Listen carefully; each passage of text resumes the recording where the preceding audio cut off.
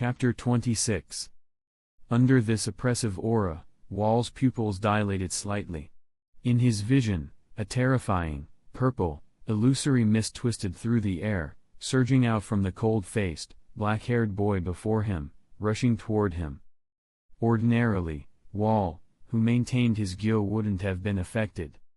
But Chaos's Nen aura, strengthened by rigorous training since childhood, had become far more potent than that of average Nen users. Although still unable to completely overwhelm the veteran Wall, Chaos's sheer presence gave him a slight upper hand. Yet Wall, who prided himself on sniping and was often outmatched in close combat, had already lost the psychological battle before the fight even began. In other words, he lacked the will to engage head-on. In a battle between Nen users, mental strength is just as critical as power. And right now, Wall was undeniably at a disadvantage. Wall's fear, amplified under the crushing weight of Chaos's will, expanded uncontrollably. A boy who seemed like a devil. That was the image etched into Wall's mind the moment he encountered Chaos.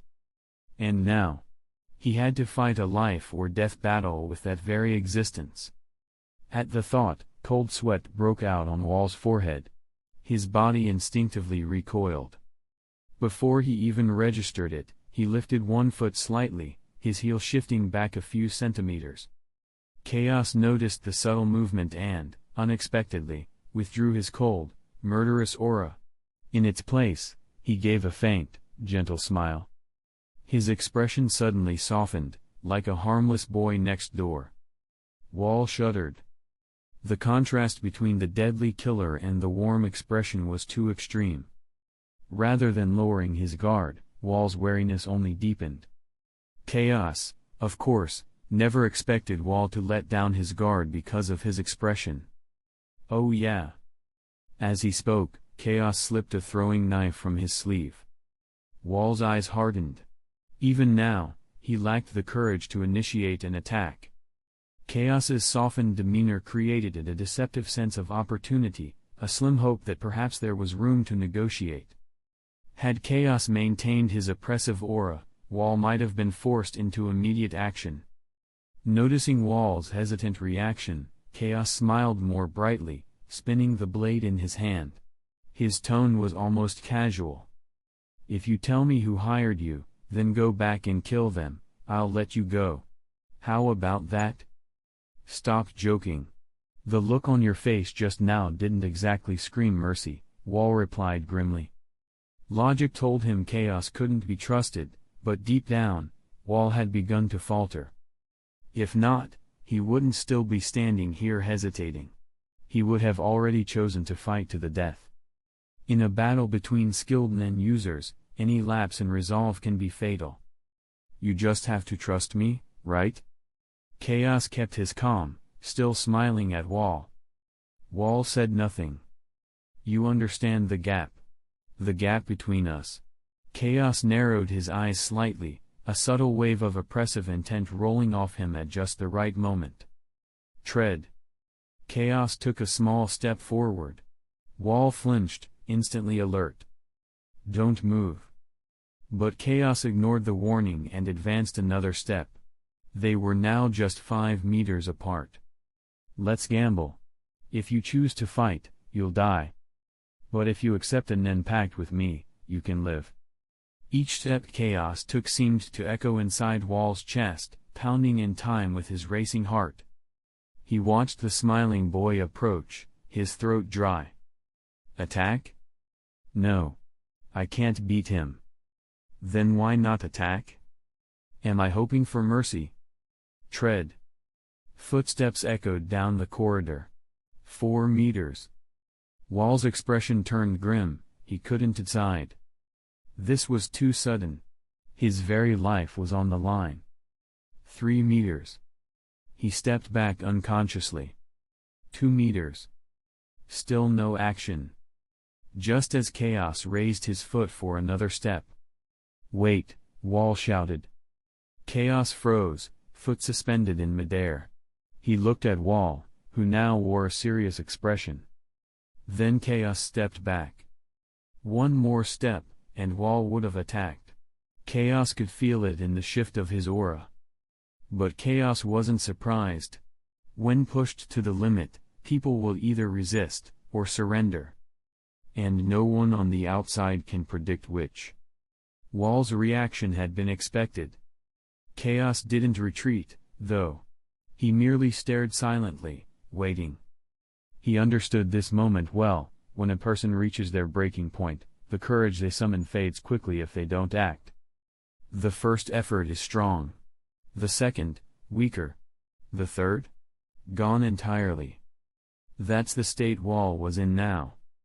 I understand, but... Wall was sweating heavily now. His resolve had shattered, and his mental defenses were collapsing. I need to know the Nen ability you mentioned. That's my condition. My ability, Chaos chuckled. He looked at Wall knowingly, sensing his internal conflict. He held out his hand, palm down. The knife suspended by a Nen thread dropped to the ground. Even if you didn't ask, I would have told you. That's one of my ability's limitations. Wall eyed the knife warily, waiting for Chaos's next move. Death Contract. Clause 1. You must stab the blade of the Reaper into someone's heart to form the contract. Wall's face paled instantly. How could I possibly? That's... Shut up, Chaos snapped coldly. Listen, or fight now. The cutting words rang in his ears, humiliation flaring in Wall's heart. But... it was already too late. He had surrendered from the beginning. The courage to resist was long gone. He fell silent. This type of Hatsu is just a product of Nen, Chaos explained casually, seemingly pleased with Wall's silence. Under special conditions, before the pact is completed, it's just a ball of Nen. Wall had no rebuttal. That's what it felt like. Anyone who makes a verbal agreement with me is bound to it. If they break it, the Nen in their heart will turn into a blade and pierce them. Restriction 1. The ability must be explained to the person forming the contract. Restriction 2. The person cannot keep their Nen active on the surface of their body during the pact, or the ability won't activate. Restriction 3. The terms of the contract must be fully explained in advance. If you're fine with that, the pact can begin. Chaos smiled faintly. His hand still maintained the Nen thread connecting to the knife. Under the hallway lights, the blade gleamed with a chilling sheen. Wall's eyes never left it. Chaos had clearly explained his ability, and Wall didn't doubt it, perhaps because his only other choice was battle. And if the pact failed, that battle would begin immediately. I've already let go of my hesitation, Wall thought. If Chaos wanted to kill me, he wouldn't be wasting time with this. If the contract works, he'll let me go. Let's do this. Having made up his mind, Wall finally exhaled and asked, Can I trust you? Chaos raised his hand slightly, the knife slipping between his fingers. He was ready to attack at any time. Yet Wall didn't flinch. He looked into Chaos's smiling face, and lifted his gyo. That instant, a head flew through the air like a brushstroke in a black ink painting. Bright red blood sprayed out, and the world regained its color. Of course not, trash. Staring at the headless corpse collapsing to the floor, Chaos's expression was blank. Chapter 27. In boundless darkness, unknown dangers may take the shape of death in one's imagination. But in reality, exposed under sunlight, they can be more wretched than rats hiding in the gutter. The dazzling red splashed along the corridor under the warm, yellow lights painted a stark and unsettling image. Swish. Chaos, expressionless, drove the flying knife into the heart of the corpse on the ground. Blood splattered once more before he finally ended the attack. Controlled by his Nen thread, droplets of blood flung off the sharp blade. Once cleaned, the blade, gleaming like new, returned neatly to Chaos's hand. Death contract? As if Chaos would develop such a pointless ability. His enemies were either killed by him, or they killed him. He had never once considered restricting others. The best kind of enemy is a dead one. Abilities that manipulate others will are powerful, yes, but Chaos understood the nature of this world far too well. He knew of Nen exorcists who could remove such abilities. That reason alone made these kinds of powers too unreliable. His oppressive aura and clever rhetoric were merely tools, to shake his opponent's confidence and weaken their fighting spirit. Chaos hadn't expected Wall's mental defenses to be so fragile that he'd fall for an ability Chaos invented on the spot. To challenge a Nen user actively using Ken and yet completely surrender? To Chaos, that was nothing more than garbage behavior, bullying the weak while groveling before the strong. Once you meet someone you can't defeat, you just give up. Now it was time to deal with the aftermath. Chaos murmured this inwardly, not sparing another glance at the nameless corpse. He looked up. A dark-skinned man with a stern expression was walking toward him. Judging by the Nen aura surrounding him, he was clearly a Nen user. And behind him, just around the corner, more Nen users appeared, approaching from multiple directions. Chaos now stood at the center of a three-way corridor. No matter which direction he chose, he would encounter someone. But instead of reacting defensively, Chaos released his Ken and only maintained 10, entering a passive stance. Before long, several unfamiliar faces emerged, sizing each other up with wary glances. But most of their attention focused on Chaos, as if they had come to a silent consensus. They eyed Wall's body on the ground, then turned their guarded gazes toward Chaos, tinged with caution and fear. Chaos knew why. The N he had projected earlier had been sensed not just by Wall. You just now sensed something odd around my position. I'll explain. You can ease up a bit. Chaos spoke first. Based on their reaction, he could tell these people weren't allies. They didn't trust each other either. So rather than let Chaos take hold, it was better to take initiative. The others stayed silent. They were here on behalf of their own employers. Since Chaos was cooperating, for now, they were willing to listen. Yes, his decision to deactivate his Ken and speak first told them something. Chaos wasn't looking for a fight. But they were only willing to listen for now. If he failed to convince them, they wouldn't hesitate to treat him as a threat. Because his presence might raise the danger level for their own clients. From what they sensed earlier, Chaos's N might have been used to scout the terrain, locate the guards, or investigate vulnerabilities, steps often taken before an assassination. And with abilities as versatile as Nen, that kind of intel gathering was entirely feasible. It was precisely because Chaos understood these suspicions that he was being so cooperative. He had caused a misunderstanding, and he knew it required clarification. Even so, his words did little to relieve the tension. But he hadn't expected them to. This was simply the minimum requirement to avoid immediate confrontation.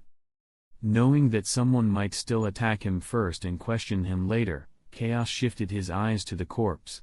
As you can see, I was pursuing this man.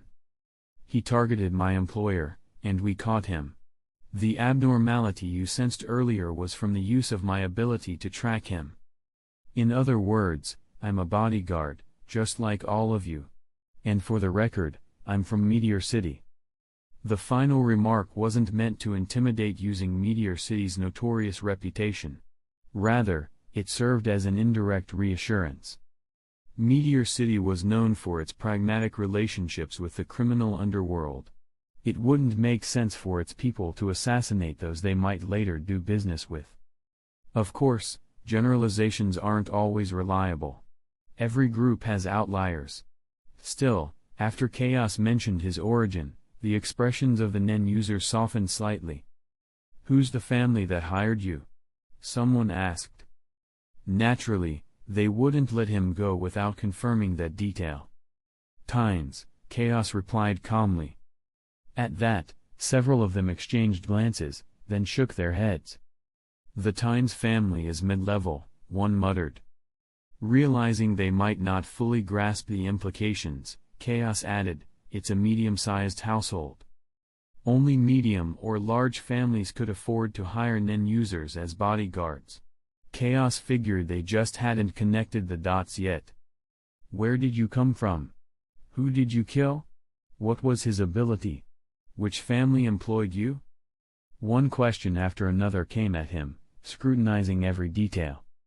Eventually, he led them to Aya for confirmation. Only then did the tension around Wall's death subside. Once they confirmed Chaos had indeed acted in defense of his client, and the knife mark outside the hotel aligned with his pursuit path, no one objected further. They simply returned to report the outcome to their respective employers. Outside the hotel corridor, a dark-skinned man with disheveled hair tied behind his head knocked on the door in front of him. This was the man who had first appeared in front of Chaos. "Who is it?" a voice asked from within. "It's me, Skuvara." The moment he spoke, the door opened. "What's the situation?" asked the man behind the door, a muscular figure with neatly parted black hair. Skuvara repeated everything that had just happened. The man nodded, said nothing, and stepped aside to let him in. Through the slowly closing door, one could glimpse a blond man in a suit seated on a sofa in the spacious reception room, conversing with a meticulous middle-aged man with slicked back hair. Beside the middle-aged man sat a young girl, twirling a pen absent-mindedly. 2 sheets of white paper rested in front of her. Chapter 28. September 3, 10:31 p.m. In a luxurious mansion in the city of Yorknu. Inside a grand, spacious reception room, a figure in pajamas lay sprawled across a sofa in a strange, lifeless posture. This was Vaseline, the head of a family that had jointly financed the assassination attempt on Aya. A cautious, cowardly man, Vaseline didn't even dare travel to Yorknu City himself to flaunt his wealth or build a reputation. Instead, he sent a decoy. That's the reason Illumi's previous mission failed. While he did kill 4 targets in Yorknu, the final one had only been a body double. The Zoldyck family is known for its strict adherence to rules, and Illumi was no exception. Once he discovered the deception, he didn't pretend otherwise or attempt to manipulate the outcome. No amount of money could outweigh the Zoldyck name. Without even glancing at the corpse on the sofa, Illumi stepped aside, pulled out his phone, tapped a few commands with his thumb, and sent a message. "Time to go to the basement this guy mentioned and collect what's owed." Apparently, 50 billion wasn't much to him. Surprising. He tucked the phone back into his pocket and muttered to himself as he walked toward the location Vaseline had said the gold was hidden. 15 minutes later, Illumi returned. He held a fan of cards in one hand and, as he passed the corpse, spread them smoothly like playing cards from his palm before the dead man. "Well, thank you. You didn't lie to me." His voice was flat. Without pausing, he slipped the cards into his side pocket and walked out with a calm, measured gait. His figure vanished from the hall, leaving only the corpse behind under the bright lights. The lifeless eyes reflected a faint gleam, perhaps the last flicker of fear. Yorknu City, Cemetery Building Auction Hall. 600 million. Bidder number 623 has placed a 600 million bid. Any higher offers? The Tears of the Goddess, a rare gemstone said to originate from Tranlo. Under the brilliant lighting, the auctioneer's enthusiastic voice echoed from the stage. Her twin buns bounced as she gestured dramatically. The auction hall below was dimly lit and densely packed with chairs, filled by 1,000 powerful and wealthy individuals.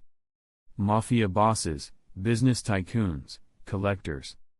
Only those of substantial means could enter this venue.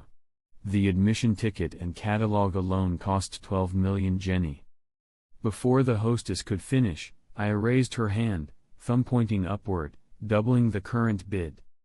Bidder number 971 offers 1.2 billion. Chaos, seated nearby, ignored the shouting and the dazzling gemstones. His phone vibrated lightly at his side. "Pay up." Without looking, He passed the phone to Aya, who was still fixated on the gem with burning eyes. She operated the device smoothly, and the transfer completed without issue. Next, we present a greywood jar crafted in the later years of the renowned artisan Carnero. Chaos remained disinterested, not registering a single item by the time the auction ended. As the crowd began to file out in an orderly fashion, Chaos leaned back in his chair and closed his eyes, not using the time to practice Nen. A rough scan told him there were dozens of Nen users in the room, though it was unclear how many were truly capable. From Chaos's perspective, very few warranted caution. In a gathering of thousands, some leave first, others linger behind. Of course, those who leave early aren't always impulsive. But those who remain calm, sitting quietly without hurry, are usually worth noting. Chaos. He opened his eyes at the sound of Aya's voice. She was thoughtfully studying him, one hand to her chin. Her eyes didn't hold the usual teasing gleam she showed in private. Instead, they were contemplative. You tell me, should you wear the Death Covenant earring of Philo on your left ear? Or should I? You wear it. Chaos answered flatly, not even bothering to question her meaning. He had no desire to wear earrings. I thought you were the king. But now that you said that, then you'll be the queen. Wait. Are you saying it's a pair? The implication in her tone gave Chaos pause. King and queen? That implied a matching set. Yeah. Didn't you hear the auctioneer's description? I don't want to wear it. Chaos refused without hesitation. To be blunt, he knew he was attractive, and wearing something like that would only invite misunderstandings. Nope. Employer's request. Aya grinned, brushing off his rejection. She knew Chaos well, calm, indifferent, unlikely to argue over something like this. She was already preparing her next line of chatter. Most of the crowds cleared out. Let's go. Rather than give a direct answer, Chaos changed the subject and stood up first. That was a rare piece, you know. Worth 2 billion. Don't you want it? Aya clung to his hand as she followed, glancing sideways at him. I'm not interested in pointless trinkets. Really? You think gems are worthless? Compared to you, they're meaningless. You can't flatter me like that and not like what I like. Then give me 1 billion. I'll take the king's one. Fine. Trailing behind them was Lilith, her short legs struggling to keep up with their longer strides. At the same time, a little girl in a puff-sleeved princess dress knelt on a chair nearby, boredly scanning the room. She spotted Lilith hurrying along with difficulty, and her eyes lit up. Dad, I'm going out for a bit. Without waiting for a response, she hopped off the chair and dashed off. Right Nosra, who'd been chatting amiably with a nearby guest, froze mid-sentence. It wasn't until the girl had run several meters that he reacted. Wait, Nyan. He called out immediately. His bodyguards had already noticed her movement, and the moment their boss raised his voice, one of them moved. A large figure stepped in front of Nyan, blocking her path. Move, Daizoni. She's trying to leave. Nyan tried to shove the figure aside, but he didn't budge. Frustrated, she climbed onto a chair and waved frantically. Kitty. Don't go. Her clear voice echoed in the now nearly empty venue. Chaos hadn't intended to respond, but hearing it, he paused and looked back. Nyan Nosra. A natural-born Nen user. Her divinations are said to be 100% accurate. Chapter 29. I think you need to get in touch with her. After glancing at Lilith, Chaos came to a conclusion based on what he knew about Nyan's personality. Nyan Nosra, a girl with an unusually strong presence in the original trajectory of this world. Thanks to his memories, Chaos had a fairly accurate understanding of her. In general, she was a willful young lady, ignorant of the world, and with a vague sense of right and wrong. But Chaos's conclusion wasn't drawn solely from her personality, it stemmed from a peculiar hobby, one that was abnormal by most standards, yet understandable within the context of this world. In short, she was a collector of human remains, a body collector, someone who found value and interest in unique corpses. A disturbing fixation, but in a world like this, not entirely incomprehensible.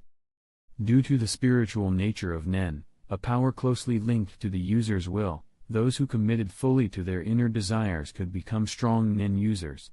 Their convictions amplified their traits, evil became more evil, good more righteous, and selfishness more intense. The strong always ruled from the top of the social ladder. Over time, their strong mental imprints influenced the world around them. Regular people adapted in response. This was why Chaos could understand her. He'd seen countless examples around him. Aya's often uncontrollable obsession with him, for one.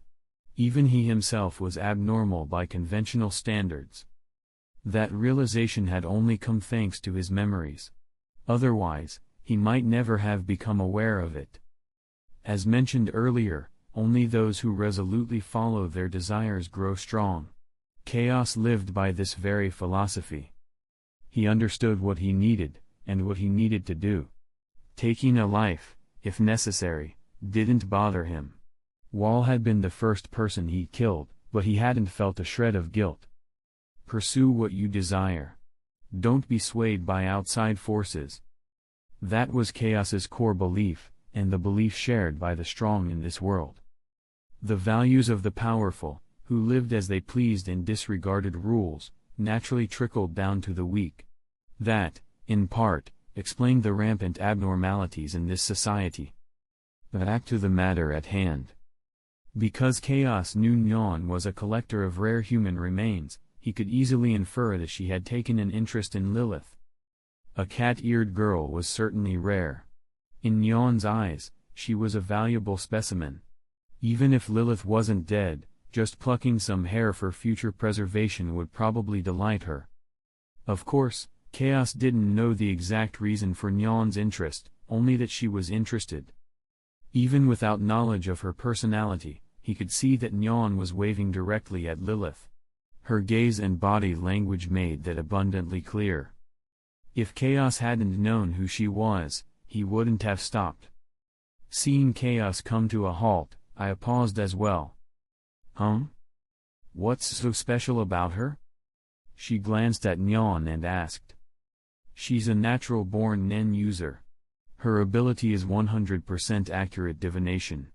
If you connect with her, you can predict most threats in advance. Chaos turned slightly toward Aya and explained briefly. I see. It was a soft murmur, a thoughtful reply. Aya glanced at Lilith, then at Nyan, who was still waving enthusiastically, and smiled with clear interest. She didn't move to approach, nor did Chaos. Both of them understood the dynamics at play. There was a clear difference between initiating a conversation and waiting to be approached. Whoever took the initiative had the upper hand. To Chaos's surprise, they arrived faster than expected, and with unusual urgency. Logically speaking, even if Right Noser doted on his daughter, he shouldn't act so overtly in public. Behaving this way might make other mafia bosses think he had no substance beyond spoiling his daughter and reading fortunes. While Chaos pondered that, the group approached quickly. There were 3 Nen users among them. Chaos noted them immediately, but since they weren't hostile, he didn't pay them any further mind. Hello. The first to speak was someone unfamiliar. He had a well-groomed blonde beard and a gentle demeanor, almost scholarly in appearance. Chaos could feel no malice from him. Good evening, sir. Chaos replied with a polite smile. Since the man held no ill intent, there was no need to overanalyze. The doubt in Chaos's mind quickly faded. The blonde gentleman didn't say much more. He'd likely come only to assess Chaos briefly, and soon moved on. At his side, Nyan's eyes sparkled. She was clearly excited, her gaze locked on Lilith with unconcealed fascination. But she didn't speak or move immediately. Wright must have said something to her during the approach, perhaps a reminder to behave. How rude of me. Nosra waited until the blond man was done before speaking. It was clear the man had a higher status than him. They weren't trying to be subtle, or perhaps Chaos was just too perceptive. He noticed that Nosra had glanced at him briefly before turning to Aya. I am Wright Nosra, of the Nosra family. Aya Lilith, of the Tynes family. Nosra had been polite, and Aya, interested in building ties with the Nosra family, responded with a friendly smile. At that, Nosra gently placed a hand on Nyan's shoulder and nudged her forward. She's my daughter, Nyan. As you can see, she's taken quite a liking to you. He paused, his gaze shifting to Lilith's ears, and carefully chose a more tactful phrasing. Miss, if you have a favorite companion, would you allow them to get to know each other? He didn't request payment or even ask for a single strand of Lilith's hair. To do so abruptly would have been offensive. His wording was exceptionally polite given the situation. Lilith, what do you think? Aya, familiar with Lilith's moods, could tell she wasn't upset, otherwise, she'd already be growling. She posed the question on purpose. Lilith blinked up at Aya with an innocent, puzzled expression. Haha, it seems your companion is happy with the idea. Nosra laughed softly and let go of Nyan. Let the children interact freely. Meanwhile, why don't we find a place to talk? Now that an opening had been made, there was an opportunity to build cooperation. Nosra understood this well. Even in a world of violence and bloodshed, social ties and political maneuvering played a vital role. It would be my honor. I didn't initially plan to seek alliances. Now that she'd returned, there was far too much to handle. The collapse of the four families hadn't just removed leaders, it created a brief window to seize control during the chaos. Still, Nyan's ability was far too valuable. Forming a strong relationship with Nosra was now a necessary first step. Chaos, however, wasn't listening to their conversation. His attention was on Nyan, who was rubbing Lilith's head affectionately with her chin. Divination. The peculiar behavior between the two likely stemmed from a vision, one tied to him. But it didn't bother him. If it came from good intentions, it wasn't something to resist. Chapter 30. Late at night, under a sky glittering with stars. In the barren Gobi Desert, along a road that led directly to York New City, a sleek black car sped quietly along. Inside the car. Beep. A busy tone sounded from the receiver. The young man with long black hair held the phone to his ear, muttering to himself while scrolling through his device. Really? Dad's so stubborn. He knows I could have gotten the intel myself. Finally, his thumb pressed the dial button, and he raised the phone once more. Beep. The call connected almost instantly. What can I do for you, Master Illumi? Came a respectful voice from the other end. Where's Killua? After the faint reply, Illumi asked casually. Master Killua is out on a mission. Please forgive me, but even for you, that information is confidential for the time being. York New City? There was a slight pause on the other end. I'm sorry. Illumi said nothing. He simply hung up. The silence that followed said more than words ever could. Could it be that guy? With one hand propping up his chin, Illumi stared blankly at the desert night beyond the window, muttering softly. Before he died, that man asked us to hit the Dyke family. And with the money he stashed, it wouldn't be impossible. Meanwhile, Nyan had gotten what she wanted, several strands of Lilith's cat-like hair. The Tynes and Nosra families had reached a tentative agreement for business cooperation. As they talked, Chaos sat at the table, drinking a glass of 1982 red wine. His verdict? Not as good as milk. September 4th, 1 a.m. Two cars pulled up outside the hotel. Chaos stepped out of one of them. He looked ahead, and saw something unusual. In the stillness of the colorful city night, a child with silver-white hair walked slowly toward them, hands stuffed into his pockets.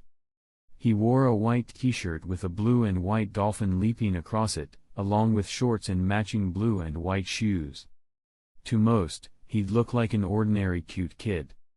But Chaos immediately noticed the lifeless, puppet-like black eyes, sharp, hollow, and detached. Killua Zoldyck. A child chosen by fate in this world's future trajectory. Though a Zoldyck assassin, he was only 9 years old. His skills were in their early stages. Even without using Nen, Chaos, if slightly serious, could have taken him down before he ever learned Nen himself. Interesting. It was clear Killua was here for them. At this hour, in this place, there were no other possible targets. While Chaos wasn't sure why an assassin had come, he wasn't the least bit anxious. His strength had changed his mindset. He was curious to see the assassination technique of a Zoldyck. With his observational skills, even a glimpse might be enough for him to learn it, and that was a valuable addition to his arsenal. Lilith, do you sense any danger? Just in case, Chaos asked Lilith for confirmation. Killua was the Zoldyck family's heir, after all, and likely had backup, especially at this stage. No, brother. Lilith sat in the front passenger seat, swinging her legs as she shook her head softly. Only a second or two had passed from the moment Chaos exited the vehicle to when he asked. What's wrong, Chaos? I sensed something unusual. Nothing. Just a killer I know. You go on ahead. I'll stretch my legs. With that, Chaos stepped forward, heading straight toward Killua. Save some energy, I called playfully as she exited the car, teasing him from behind. Chaos didn't reply. He crossed the street diagonally, straight into Killua's path. Of course, Killua didn't look like he was heading for them directly. As a Zoldyck, it would have been foolish to make his intentions obvious. Only someone with Chaos's sharp instincts would have caught it. Gliss, the enhancer, hadn't noticed anything odd until he stepped out of the car. At the same time, Killua noticed Chaos heading toward him. Exposed? Though Killua realized he'd been spotted, his expression didn't change. His eyes stayed flat, empty. 3 years ago, his father had thrown him into the Heavens Arena at age 6.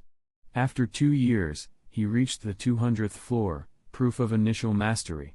For nearly a year now, he'd been on missions. He had killed dozens. His heart had already turned to ice. Kill him now.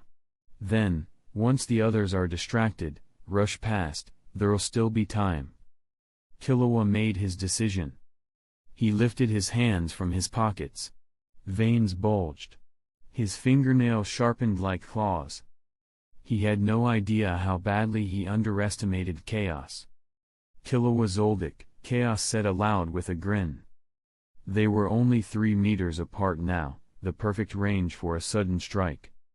A flicker of surprise passed through Killua's hollow eyes when Chaos called his name. But he didn't hesitate. With a sharp pivot, he lunged toward Chaos. As he moved, he adjusted his angle instinctively. Every motion was fluid, trained. He closed the distance instantly and slashed his right hand in a deadly arc toward Chaos's heart. In the darkness, the attack was like the glint of a drawn blade, quick and cold. Snap. Chaos didn't use any Nen. He simply reached out and caught Killua's wrist as the attack neared his chest, effortlessly. What? Killua's eyes widened in shock, but his other hand didn't pause. Sharp nails gleamed as he aimed a second strike at Chaos's stomach. But Chaos intercepted that too, his right hand pinning both of Killua's wrists in one smooth motion, raising them high above his head. Poor Killua's feet dangled off the ground, completely suspended. Fortunately, he was still under 9 years old and barely 1.5 meters tall. Otherwise, Chaos, with his own lean frame, would have had to tiptoe to lift him. "Relax. I'm not going to kill you."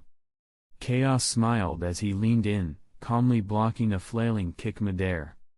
Killing Killua would bring the wrath of the Zoldyck family, and Chaos knew that. More importantly, he actually liked Killua. There was no reason to kill him. Even the fact that Killua had tried to kill him didn't bother him in the slightest. After giving his right hand a little shake, Chaos raised his left and gently lifted Killua's chin. He studied the boy's face, beautiful, frightened, and smiled, genuinely amused, as if admiring a rare treasure. "Killua, can you tell me who hired you?" Chapter 31.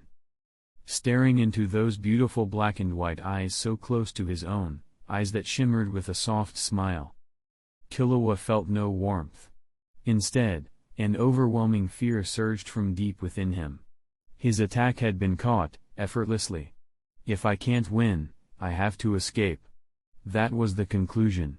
His mind screamed for retreat, desperate to flee, but with both hands restrained and his body suspended in the air, there was nothing he could do. Killua's wide, once empty eyes, dull and puppet-like, now filled with fear and panic. He looked less like a machine and more like a child suddenly made alive. Under the neon streetlights, tears shimmered in his frightened eyes. Was he crying? Chaos blinked. That was unexpected. Killua crying? That doesn't seem like him. Just as he stood stunned by the sight, an intense, unfamiliar aura suddenly flared behind him. Instantly alert, Chaos turned sharply. Across the street, a figure had appeared out of nowhere, rushing toward Aya's group, who had just begun walking into the hotel. Lilith, already sensing something was wrong, had her animal ears perked up. She half-turned toward the threat, her body glowing faintly with Nen. But the approaching figure's aura completely dwarfed hers. Gliss, standing to Aya's right, only realized something was wrong at the last second. He turned. Bang! Lilith was sent flying. In that same instant, Chaos's thoughts exploded outward in Nen perception, just in time to witness the moment of impact.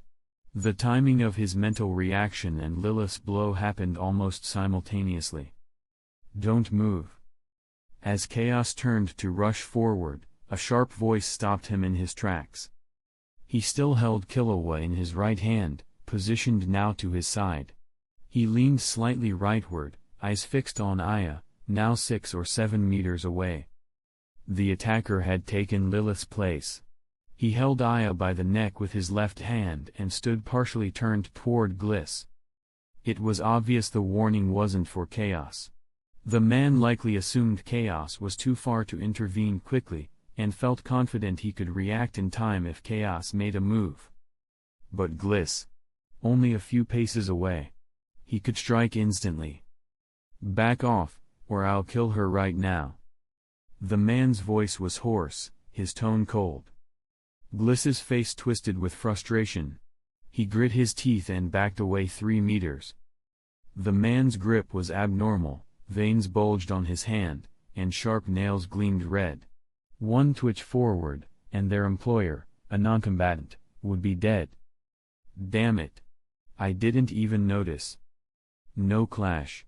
No standoff. Gliss had no choice but to retreat. But in this short time, the man already made his next move. Bang!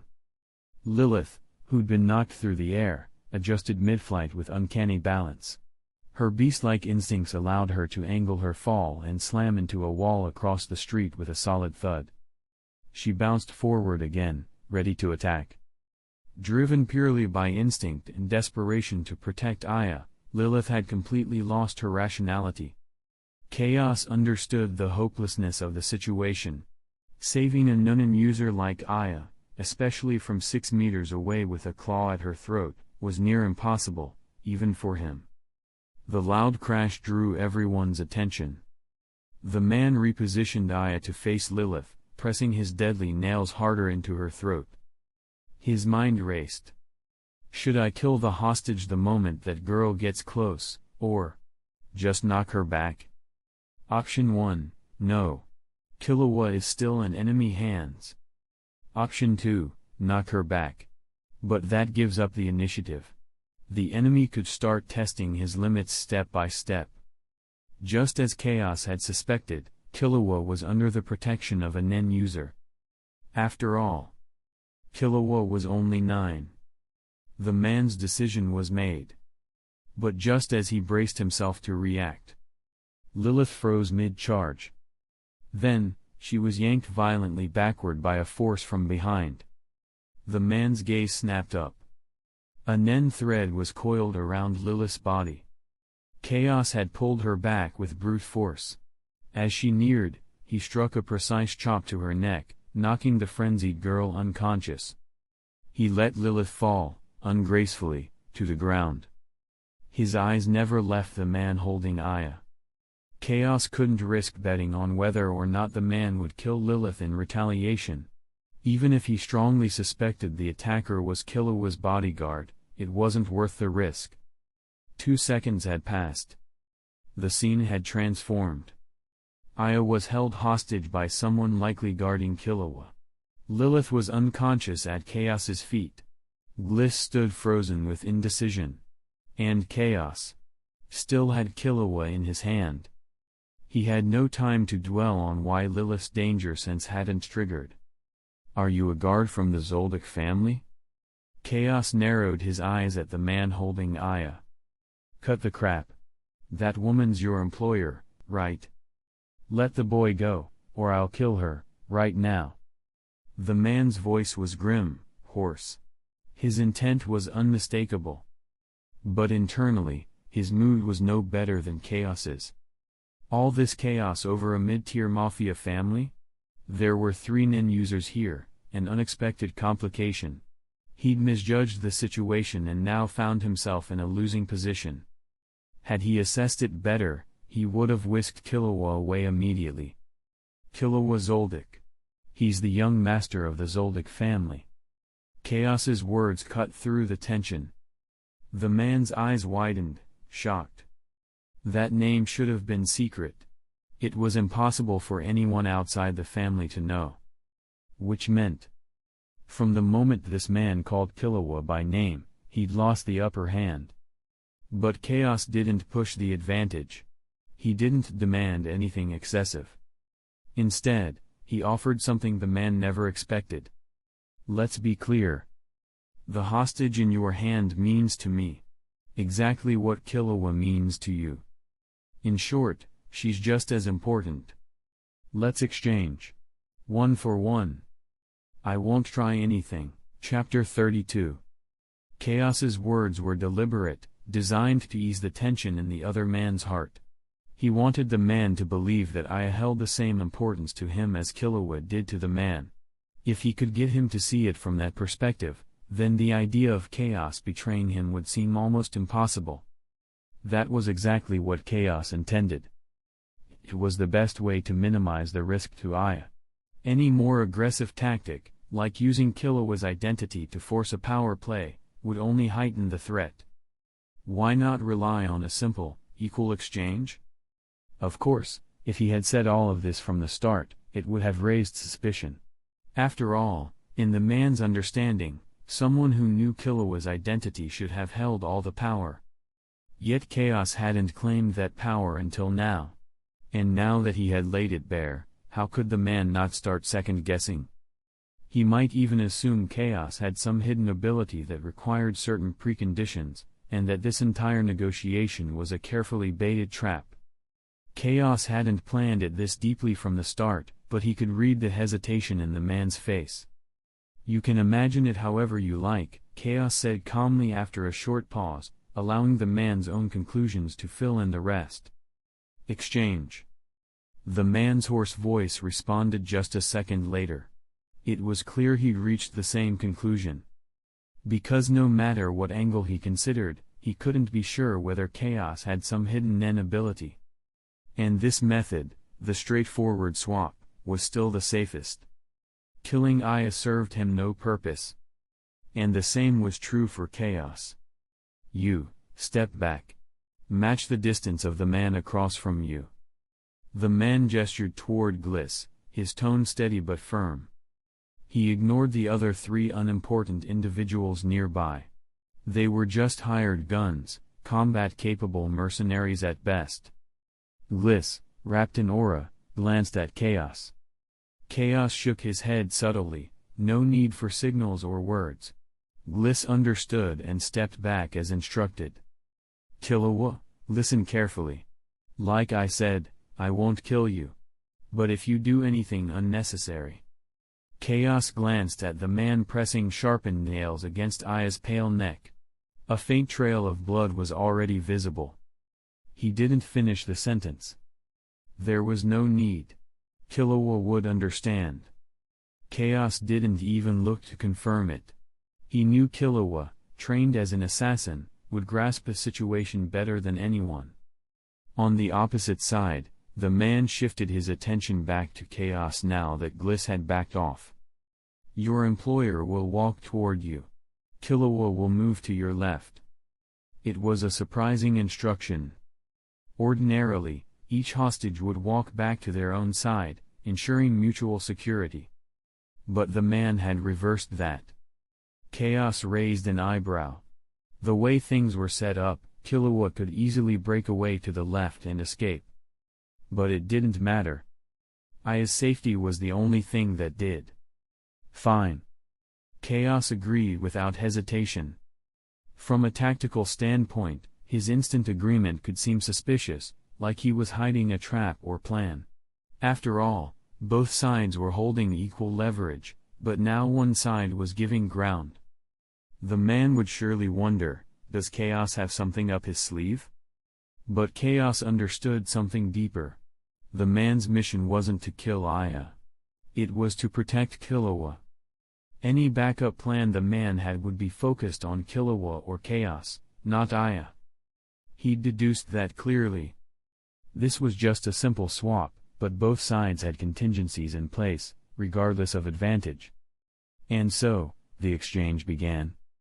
Each party focused sharply on the other, watching for any sign of deception or sudden movement. Killua moved left. As agreed, he kept a steady, normal pace until Aya reached Chaos. This distance, about 6 meters, was critical. Killua wanted to widen the gap before making a move. If he ran too early, he'd only trigger a more dangerous reaction. Tread. Aya's high heels clicked crisply against the pavement. 1 meter. Killua's steps were quiet. 2 meters. 3 meters. Chaos's nen flared softly from his body. He was absolutely ready. As soon as Aya moved 1 more meter forward, he could protect her completely. 4 meters. Master Killua, run. The man's shout pierced the night.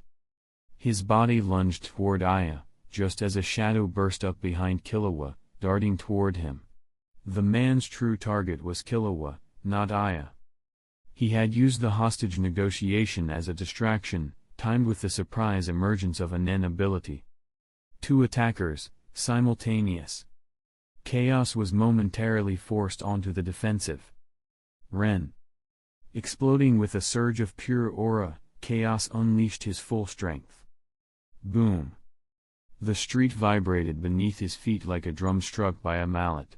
In a flash, he dashed past Aya. The gust of his movement stirred her long silver hair violently.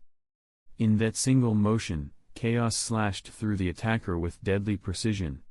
A blade of light swept across the man's neck. Blood sprayed into the air, his head flew off at an angle. Chaos didn't pause. He turned sharply, adjusting his footwork mid-step. The shadow form collapsed to the ground beside Aya, nullified the moment its conjurer died. When the man had shouted earlier, and Chaos saw the shadow's ability, he made a decision. Kill the nen user first. He had gambled on the possibility that the ability would vanish once its user died. That's why he took the longer path, to get to the man first. It had been the right call. From the start, Chaos had used Ren's explosive force rather than Ken's balance, choosing attack over defense. He had only one goal. Kill in a single strike. With Aya at risk, he couldn't afford hesitation. Of course, it wasn't luck. Chaos only moved because he calculated he had a very high chance of success. Whoosh. With the danger past, Chaos exhaled and allowed his tense nerves to relax slightly. He looked sideways, watching Killua's small figure disappear into the distance. He didn't pursue. He didn't want to kill Killua. More importantly, he couldn't.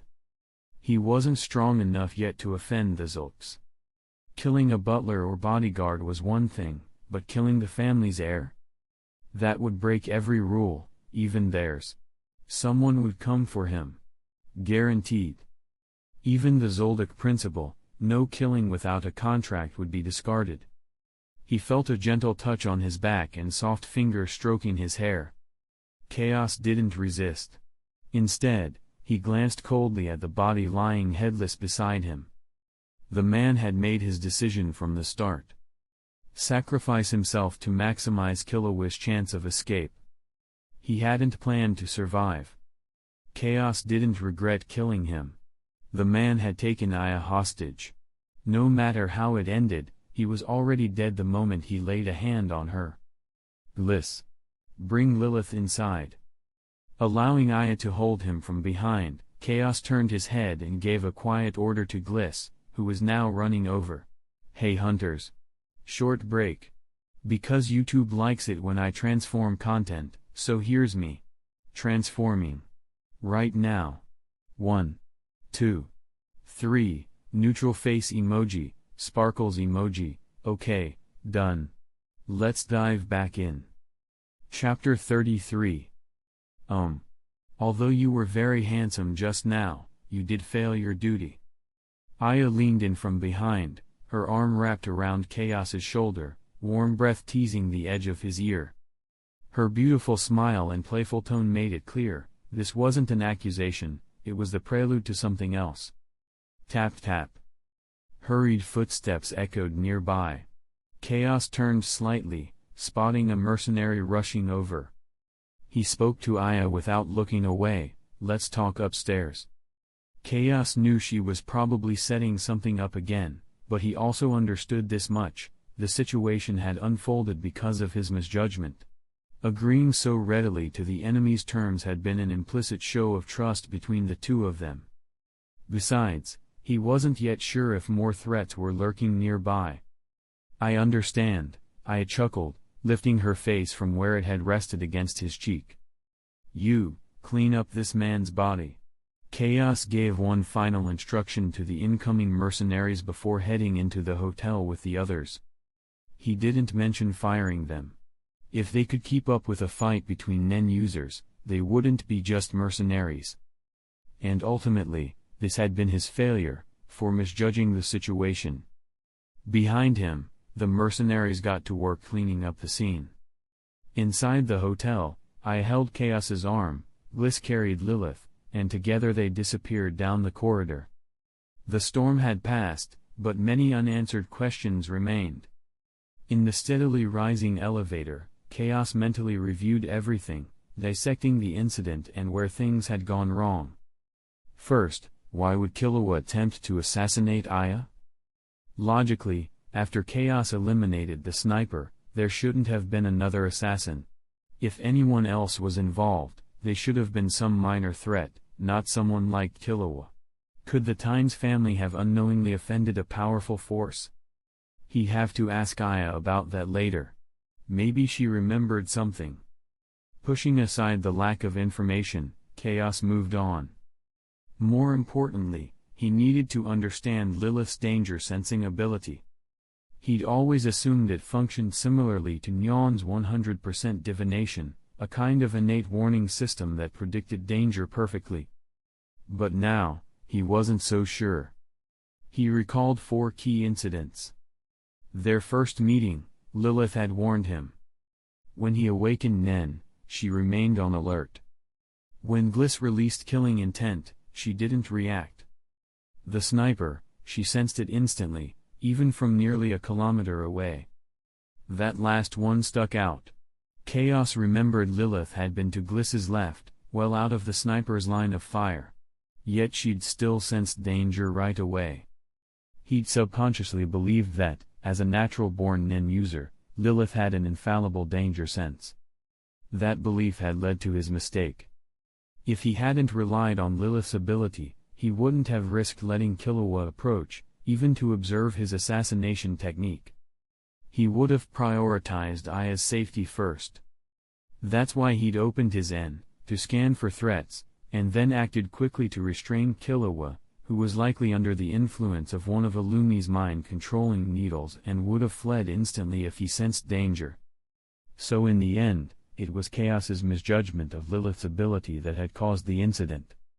Fortunately, the fallout was minimal. Lilith was only unconscious, and Aya had escaped with a few light scratches. Still, Chaos couldn't leave it at that. He had to understand Lilith's power more deeply. As he reflected, something began to crystallize. The third event, Gliss's surge of killing intent, was a clear inconsistency. Back then, Lilith had no way of knowing that Gliss was an ally. So why hadn't she reacted? There had to be a missing variable. Even if Gliss and the man from earlier were both dangerous, and the sniper had also been dangerous, Lilith only reacted to the sniper. Why? Wait. Could I be the variable? It made sense. Gliss and that other attacker were both close to him. He had been beside Lilith both times. Meanwhile, the sniper was likely planning to kill Aya the moment she stepped outside. That threat had been directed away from him. With his current reaction speed, he might be able to dodge a bullet himself. But protecting others from one? Not yet. If Lilith's danger sense is triggered by threats that he cannot neutralize, then... Yes, the sniper posed a threat he couldn't stop, but the others didn't. It was still only a theory, but one worth testing. His eyes drifted toward Lilith's sleeping form, her expression peaceful, breath steady. Ever since Chaos had recovered that memory, he'd had a plan. To find trustworthy allies, and travel to an unknown place in search of hope. Lilith, with her rare ability to sense danger, was a key piece of that plan. Eventually, he would need to fully understand her ability. That's why he cared so much about figuring this out. I'll test it when she wakes up. With that final thought, Chaos returned from his mindscape. In Aya's eyes, he'd only appeared lost in thought for a moment. Lilith's ability might be reacting strangely because of me, he finally said, meeting Aya's gaze. Chapter 34. Aya was someone who understood priorities. She had simply laughed just now out of amusement. She had plenty of questions herself, but since Lilith was the first topic raised, she decided to tackle that one first. The more tasks there are, the more important it is to handle them methodically. Tell me more, Chaos. Her expression turned serious as she pulled him down onto the sofa beside her. It's very likely that Lilith's ability isn't to sense danger, but to assess threat and respond accordingly. Sitting back, Chaos spoke with a note of uncertainty in his voice. Assess threat? Aya echoed, confused. Chaos nodded. Yes. If I'm right, this little one has already marked me as safe in her mind. So if I'm nearby, then whoever else is around, like Gliss or that guy earlier, isn't considered a threat, and her ability doesn't trigger. She's a natural-born Nen user. Her talent is unquestionable. Her ability awakened on its own, and unless someone has a specific Nen ability that interferes with it, I'd say Lilith's threat assessment is almost 100% accurate. Rather than explaining this directly to Aya, it was more like Chaos thinking out loud. Aya hadn't dissected the situation as deeply as he had, so some of it went over her head. But she caught the two most important points. Lilith's lack of reaction to danger likely factored in Chaos's presence. Since Chaos was beside her when Gliss and the attacker appeared, she didn't perceive them as threats. This was only a high-probability guess. Chaos wasn't entirely certain yet. Having sorted that out, Aya asked, so in the end, you're still not completely sure about Lilith's ability, right? Chaos gave a slight nod. He was about to elaborate when I spoke again, cutting to the heart of it. Let me guess, you already have a plan to test it? Yeah. Chaos wasn't surprised she picked up on it. He nodded again. In that case, tell me what you find after the test, she said smoothly. She dismissed the topic, since it couldn't be resolved now anyway, and moved on to something else she had on her mind. That silver-haired kid. You said he was a Zoldyck, right? He was. I've been wondering, did you offend some powerful family or business partner without realizing it? This was what Chaos had originally intended to ask. I can't think of anyone. Aya furrowed her brow, thinking hard. Eventually, she shook her head. In that case, it's probably connected to those 4 guys, Chaos muttered, frowning. It was the only other logical possibility. With limited financial insight, he couldn't imagine many alternative explanations. After all, the previous alliance of the 4 families, combined with how expensive it was to hire a Zoldyck, had conditioned his thinking to focus only on known enemies. He couldn't have guessed that the 2 dealers back in Helen City, who were trafficking illicit goods, each possessed assets rivaling mid-tier mafia families like the Tynes. It's not impossible. Maybe one of the 4 got lucky, found a treasure or suddenly made a fortune. Aya responded with wild hypotheticals, half joking. But by doing so, she made it clear, in her mind, it wasn't likely she'd unknowingly offended anyone influential. Chaos got her meaning and nodded. If the employer was one of the 4, that's actually good news. The Zoldycks cancel contracts if the client dies. It's perfectly normal for them not to receive updated instructions overnight, especially if the employer's dead. Aya hesitated, then said, even if that's true, we'll never figure it out without more clues. Chaos nodded again. She was right. And at this point, there was no reason to dwell on it. Since Killua had made his move, he'd likely dropped the mission after failing. If the contract was with a mystery employer who really wanted Aya dead, they'd just hire someone else. That meant the worst-case scenario wasn't another Zoldyck. It was a different killer altogether. If the enemy comes, we fight them. If the river rises, we dam it. With that thought, Chaos suddenly felt more focused. A confident smile appeared on his face. Aya noticed and smiled too. She had no idea what he was thinking, but that didn't matter. She trusted him.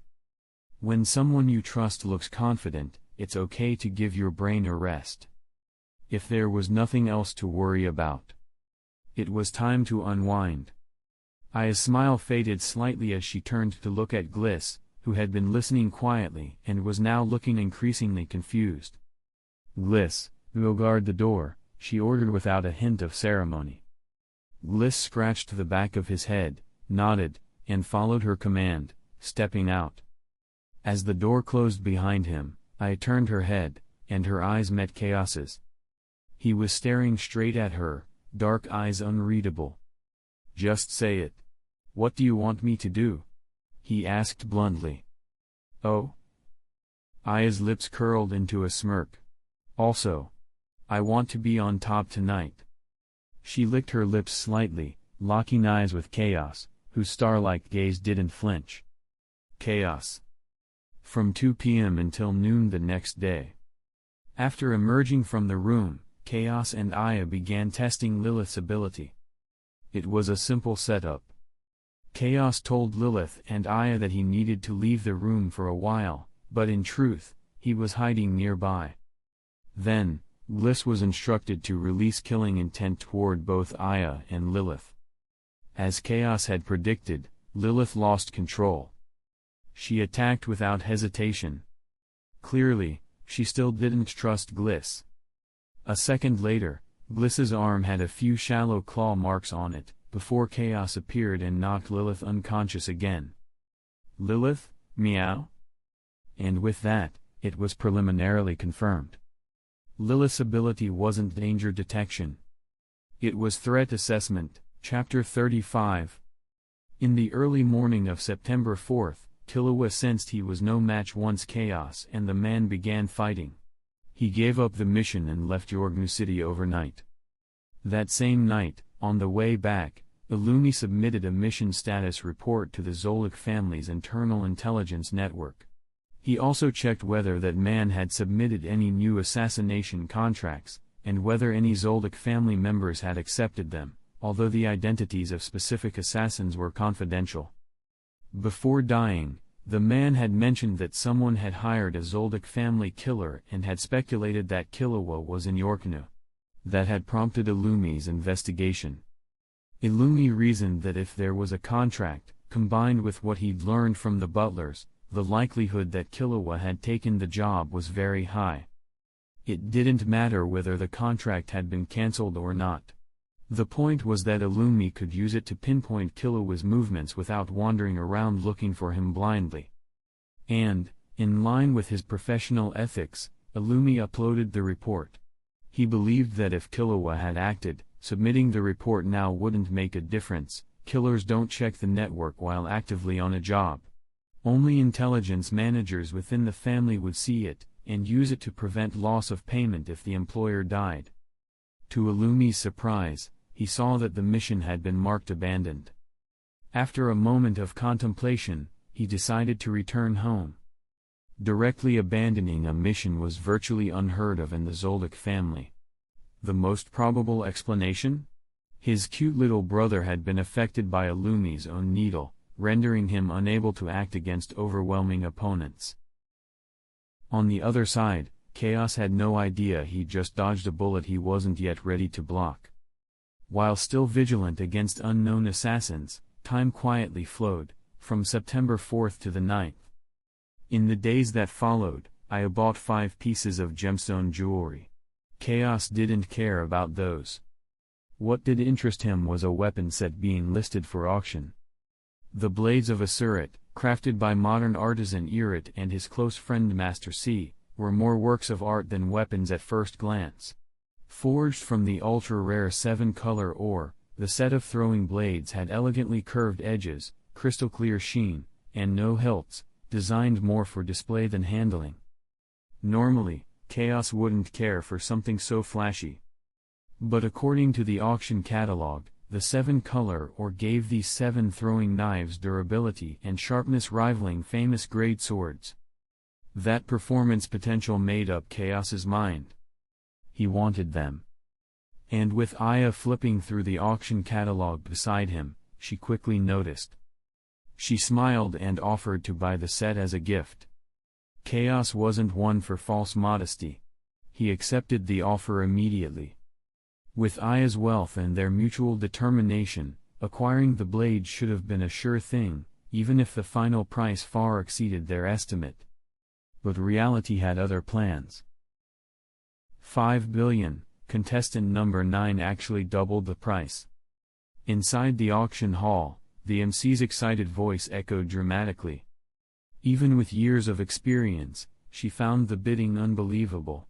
Not because the amount was outrageous, she'd seen auctions go for tens or even hundreds of billions, but because the current bids were wildly disproportionate to the item's estimated value. The blades of Asuret, initially listed at 200 million, had now soared to 5 billion. Chaos stood amid the crowd, scanning the room with a cold, narrow gaze. He was trying to find the one responsible. The bidder who had been raising the price from the very beginning. Beside him, I frowned and raised her bidding thumb. 10 billion, contestant number 971 doubles again, without hesitation. Clearly determined to win. The MC could hardly contain her excitement. And almost immediately, her voice shot up again. Oh. What's this? Contestant number 9 has raised the bid again, 11 billion. Right after the announcement, Chaos locked onto number 9's position. There was a stir in that area, likely because the absurd bid had drawn attention. Curious onlookers craned their necks to see who it was. Aya reached to bid again, but Chaos stopped her by gently grabbing her wrist. He stared at the now settled section of the crowd with a grim expression. His lips curled slightly, voice low and cold. Aya. No need to keep bidding. She glanced at him, then put her hand down without protest. When the bidding hit 10 billion, she'd already made up her mind to drop it. From the start, she'd known Chaos wasn't interested in owning the blades as much as he was in identifying the bidder. She had simply been helping him draw the other party out. I know what you're thinking, Chaos. But let me remind you, anyone with a single-digit number at this auction is among the most powerful. Aside from the 10 Dons, it's nothing but elite families. Her meaning was clear. She knew he was contemplating stealing the blades, but was urging caution. I know. I figured it out. Even without Aya's warning, Chaos had already noticed. The man in question had 2 Nen users close by. He definitely wasn't ordinary. The close of the blades of a Surat auction sent a surge of excitement through the venue. The spectacle of reckless spending raised the energy level, and prices for the remaining items were inflated beyond normal expectations. Chaos didn't care about the rest. He stood quietly, eyes watching as the auction drew to an end. And then, he saw him. Distinctive blonde hair. A neatly trimmed golden beard. The same gentleman who had shown up with the Nosra family days earlier. Him? What a coincidence. Chaos silently observed him, thoughts spinning. Divination. That strange kindness. The fact that he just outbid me for the one thing I wanted. Is this fate? Nyeon's divination is 100% accurate for anything occurring within 1 month. The first half of the month covers past events. The second half, future ones. That means I'm going to have some kind of involvement with this guy soon. Given that, it was likely the man had already learned of Chaos's existence through Nyeon's divination, and used the auction to draw his attention. What's his aim?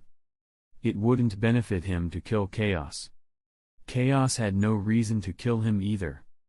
So if goodwill was involved, then the most likely answer. He wants to work with me. As Chaos continued watching, the blonde gentleman suddenly paused, as if sensing his gaze. He turned. When he spotted Chaos, surprise flickered across his face, but only for a second. Then, he smiled kindly. Still, he didn't approach. Let's go home, Aya. As the blonde man vanished into the crowd, Chaos's thoughts shifted. He had a feeling. The blades of Asurat would come into his possession within the month. Robbery was still an option. But he'd rather not resort to it. After all, in Meteor City, flexible morals and shifting principles are part of the culture. Chapter 36. Chaos and the others did not attend the auction on the 10th. Instead, they returned to Aya's base, the city of Street, name omitted or to be filled in. Gliss didn't return with them. His task was to escort his employer safely from Yorknu City and ensure her return. Even though Chaos knew that Gliss would report his condition to Gepet immediately upon arrival, he didn't try to stop him. 1. His increased strength had given Chaos supreme confidence. 2. During those peaceful days in Yorknu, he'd also been thinking about the chain reaction his return to Meteor Street, with such ridiculous strength, would cause. Gepet might be confused, but he wouldn't act against him. That was the most likely outcome. After a bit of reflection, Chaos recognized Gepet's stance toward him. The man valued him greatly. Chaos, after all, had grown up in Meteor Street with a clean background. Gepet knew him inside and out. From that perspective, there was no hostility between them. If anything, Gepet was grateful. Chaos growing stronger could only be a benefit. So, Gepet had no reason to move against him. And if that's true, refer to point 1. On the night of September 10th, I issued a new mission through Meteor Street's network, temporarily leaving Chaos behind for 5 days. It wasn't that I didn't trust Chaos to act independently, this had been a mutual decision. Before departing, Chaos insisted on helping Aya choose a long-term and reliable security consultant. That night, using the knowledge in his mind, Chaos guided Aya to submit a long-term job post at the Thousand Ears Club. The Thousand Ears Club was a specialized mercenary guild.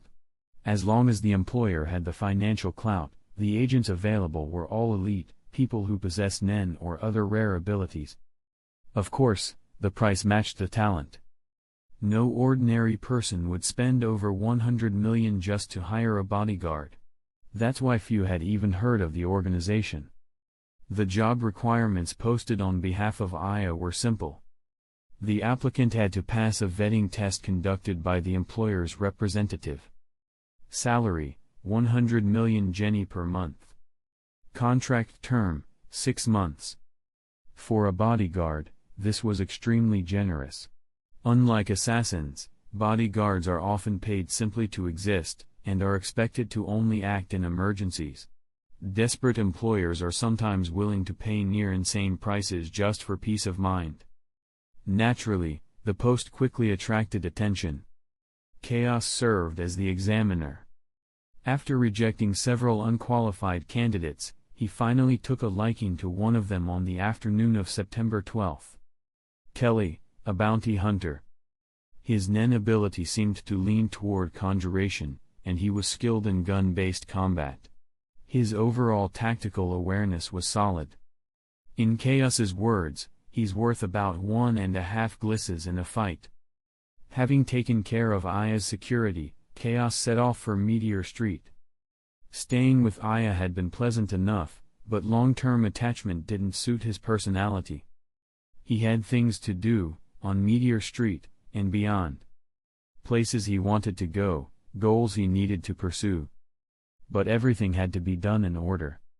First step, return to Meteor Street and reclaim his independence. September 12, late night.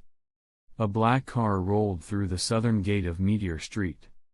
"Take me to Jack's Tavern," Chaos said from the backseat, gazing at the familiar trash heaps that made up the distorted skyline. The driver said nothing.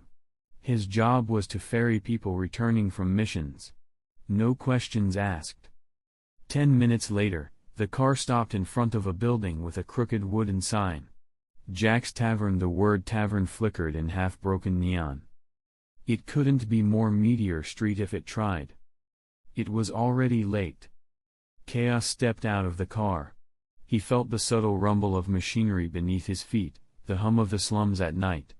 Ignoring the driver, he walked forward. The heavy tavern door creaked open. Colorful lights, blaring music, and the hoarse screams of drunkards assaulted him immediately. Without sparing a glance for the half-dressed bodies writhing under disco lights, Chaos made his way calmly to the bar. Slouched across a gaudy chair, swaying gently to the rhythm with his eyes closed, sat an elderly man, balding, with a wrinkled face twisted in strange contentment. Jack, the tavern's owner. A one-legged Nen user of unknown specialization. His abilities were a mystery, but the milk he sold was what had helped Chaos, before he knew anything about Nen, feel a unique energy surge in his body. Rumor had it that long-term consumption of Jack's milk could enhance physical strength, and that it was especially beneficial for those training Nen. The exact effects were unclear. Chaos knew how Jack usually behaved, so he didn't waste time. Bang! He knocked loudly on the bar.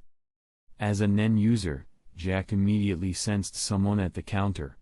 But this was Meteor Street, no one served you unless you made it worth their time. With one eye half open, Jack was about to curse out whoever was interrupting him. Until he recognized the boy. His whole body tensed. "You. Chaos, is that you?" Jack slowly stood up, balanced on his one leg, and hopped forward. "Long time no see, Jack." Chaos smiled at the old man who had once sat opposite him nearly every day.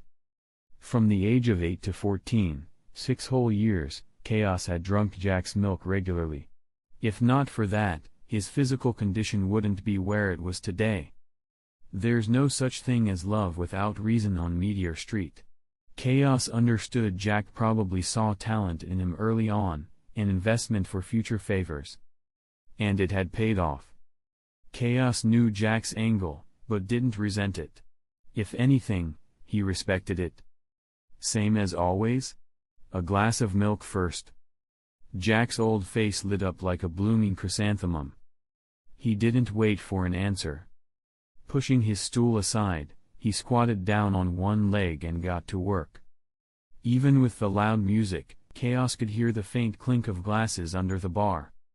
Moments later, Jack stood up holding a slightly chipped mug and a bulky, gasoline-can-shaped container labeled 1982. The bottle was comically old. The milk inside was older than Chaos himself. Chapter 37.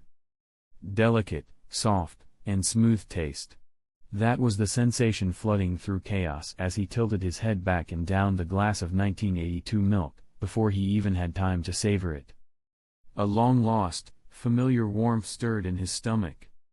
A subtle current rose from deep within, slowly spreading through his body. It was like a stream merging quietly into the sea, present, yet leaving no ripples, blending seamlessly into him. It was unmistakably Nen. Now that Chaos had learned Nen, he could clearly recognize the warm current he felt every time he drank Jack's milk. It had always been Nen, infused subtly into the liquid. Beyond its physical benefits. Perhaps, Chaos thought, the total volume of his aura now far exceeded even someone like Gliss, who had trained for over a decade. And part of that might be thanks to Jack's Nen-infused milk. As he placed the empty glass back on the bar, the thought crossed his mind. Another one? Old Jack grinned, asking the question out of habit, but as usual, didn't wait for an answer before pouring the next glass himself. Tulu's in the backyard? Chaos asked, his hand resting on the cup. Before he'd left, Chaos had taught Tulu the method of using Ten, and explained the benefits of Jack's milk. His instructions were simple: train under Chaos's name and drink Jack's milk daily to help awaken his Nen. Despite the loud music in the bar, it wasn't nearly enough to keep two Nen users from holding a conversation. He's training. Jack replied cautiously, already filling the next glass. That's good, Chaos nodded, taking the glass and drinking it without hesitation. I'll head in to find him. He set the cup down, greeted Jack casually, and began walking inside without waiting for a response. Hey, wait, Chaos, Jack called after him. Chaos glanced back, mildly puzzled. I'll go with you. There's something I need to tell you. Chaos gave a small, indifferent smile and nodded. Paul. Jack suddenly shouted, his voice booming over the music and momentarily drawing attention from some of the less drunk patrons. But when they realized it was just Jack, they quickly returned to their drinks. A bartender ran over in less than 2 seconds. Hold the bar. You don't need to serve those drunk idiots today. But, what about the guests? No buts. If there's a problem, tell them to talk to me, Jack snapped impatiently. Compared to how he treated Chaos, Jack's tone now was much more irritable and commanding. But that was expected. Even a Nen user with a broken leg wasn't someone normal people could mess with. Anyone who dared open a bar in Meteor Street without power would have had it destroyed by thugs long ago. Chaos figured it was time and began walking inside without further comment. Jack grabbed his crutch and quickly limped after him, his one-legged gait surprisingly fast. Chaos, you've awakened it too, Jack said enthusiastically, catching up. It's not a good habit to ask questions when you already know the answer, Jack, Chaos replied calmly, pushing open the next wooden door. Creak. The door shut behind them, instantly muting the thundering music of the bar. A dim, wide courtyard lay ahead. Then I know what to do. Hey. You've experienced the effects of my stuff, haven't you? Jack chuckled. I know, Chaos replied simply, walking ahead, tracking Tulu's aura. Jack, I'll help you, but let's talk about it later. Jack had been building up to make his request, layering the conversation with intention, but Chaos cut straight to the point. The words stunned Jack into silence for a moment. Then, as Chaos walked away, the old man felt an enormous weight lifted from his shoulders. Jack had borne a deep grudge ever since losing his leg on a mission over 20 years ago. He'd always believed that somewhere out there was a Nen ability that could regrow lost limbs. But he hadn't had the connections, nor the power, to seek one out himself. So he'd placed his hopes on others. His own Nen ability, Gourmet Hand, had awakened after consuming rotten food in the scavenger zones as a child. Over time, it had developed into the ability to preserve and infuse food with Nen, enhancing things like his signature milk. Jack's plan was simple, if crude. He helped promising young talents grow stronger, and in return, once they reached a certain level, they'd help him back. Because his ability wasn't powerful in a short-term sense, he had to rely on future elites, young geniuses who had yet to awaken their powers. Over the last 2 decades, Jack had carefully selected candidates. Most never amounted to much. His current broken leg state was proof of that. But Chaos had been different from the very beginning. Jack still remembered the night 6 years ago, when a kid under 10 had marched into the bar asking for milk. When a grown man had laughed at him, Chaos had flattened him with just a few blows. That moment, Jack had made his choice. So long as Chaos wasn't a total maniac, Jack would invest everything into him. And once he confirmed Chaos's character, tough, independent, but not malicious, Jack committed fully. He used his Nen to help Chaos lay a solid foundation. Enough to awaken Nen naturally. Enough to become a master. In return, one day, he'd ask for help. And now, that day had come. Chaos didn't know the details of Jack's past, nor did he care. All he knew was that Jack's Nen ability had helped him in his early days, and that meant he would return the favor. He wasn't one to waste time with polite rituals. So he made things clear and direct. Right now, though, he wasn't interested in Jack's request. He wanted to see how Tulu was doing. He had high expectations for the childhood friend who'd grown up with him. The moon was high, casting silver light over the yard. Chaos walked slowly toward a wooden room, then pushed the door open with a faint smile. Tulu sat cross-legged inside, his hands resting casually on his knees. Nen wrapped visibly around his body, flowing in steady motion. He had clearly mastered 10, a promising sign. After just 13 days, Tulu had already reached this level purely through natural concentration. His talent met Chaos's expectations. But Chaos's expression twitched the moment Tulu opened his mouth. The first thing out of his mouth wasn't "long time no see." It was, "Chaos, why are you carrying a woman's stuff?" Chapter 38. Chaos, why are you wearing something a woman would wear? Sitting on the bed, Tulu seemed to sense someone approaching. He opened his eyes and immediately noticed the small orange crystal hanging by Chaos's ear. The words left his mouth without thinking. Chaos's smile froze in place. 10 billion Jenny. That was the price of selling the control of his left ear to Aya. Not just for himself, but also enough to redeem both this idiot in front of him, and all of Meteor Street. Chaos felt a sudden urge to clench his right fist. He didn't restrain it. With a fake smile, Chaos said, "Don't worry about the things my woman gives me. More importantly, are you interested in a long-awaited exchange? Why use her to hit me? Just fight me yourself," Tulu muttered with a hint of injustice, clearly aware that Chaos was needling him on purpose. They'd grown up together. No one knew Tulu better than Chaos, and vice versa. Pretending not to hear, Chaos casually whistled. Tulu was already used to this kind of provocation. He grumbled something under his breath, then hopped up from the bed and grinned.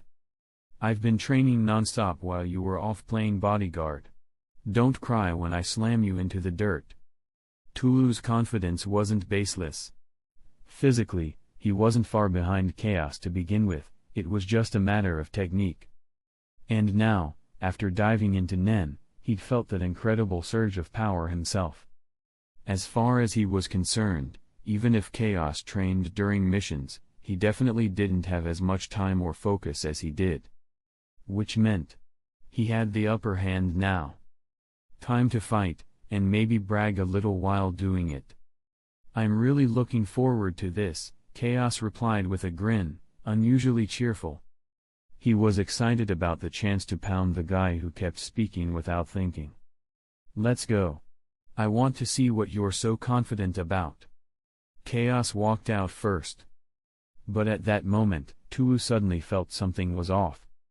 Just as he understood Chaos, he knew Chaos understood him. That look on Chaos's face. It wasn't excitement, it was hunger. That meant Chaos was sure he could win. And Chaos never misjudged. Which meant, oh no. He's going to beat me up. Still, Tulu scratched his head and followed.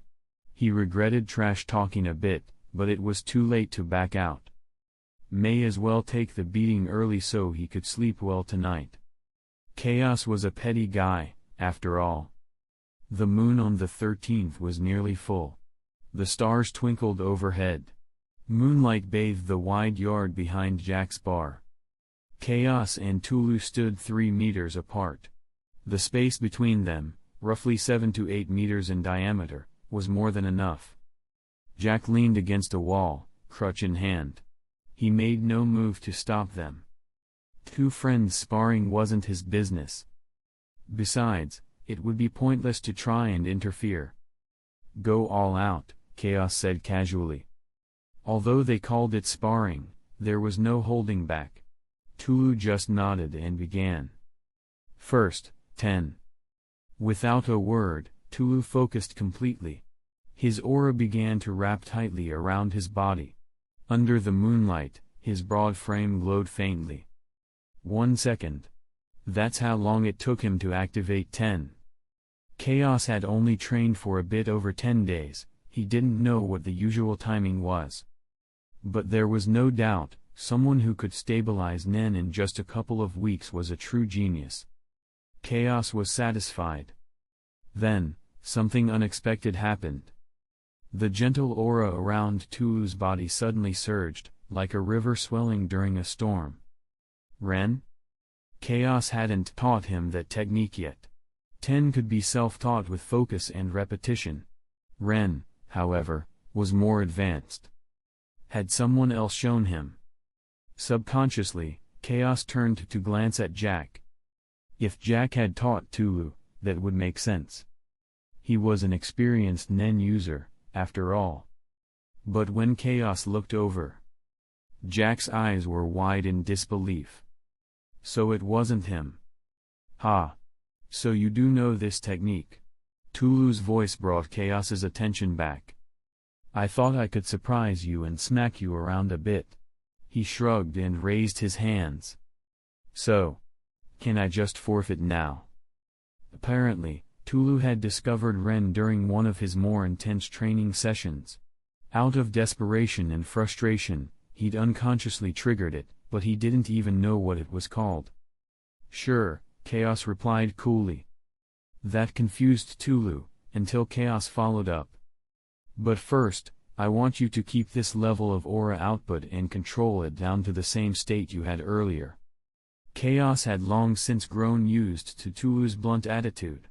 It didn't surprise him that the guy had stumbled into Ren on his own. That was fine.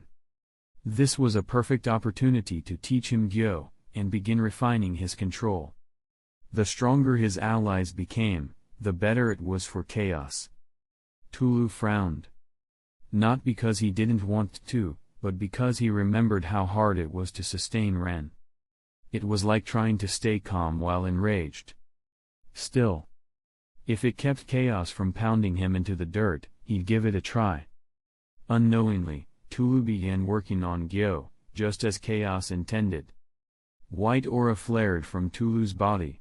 His Nen gathered in his left arm and surged upward.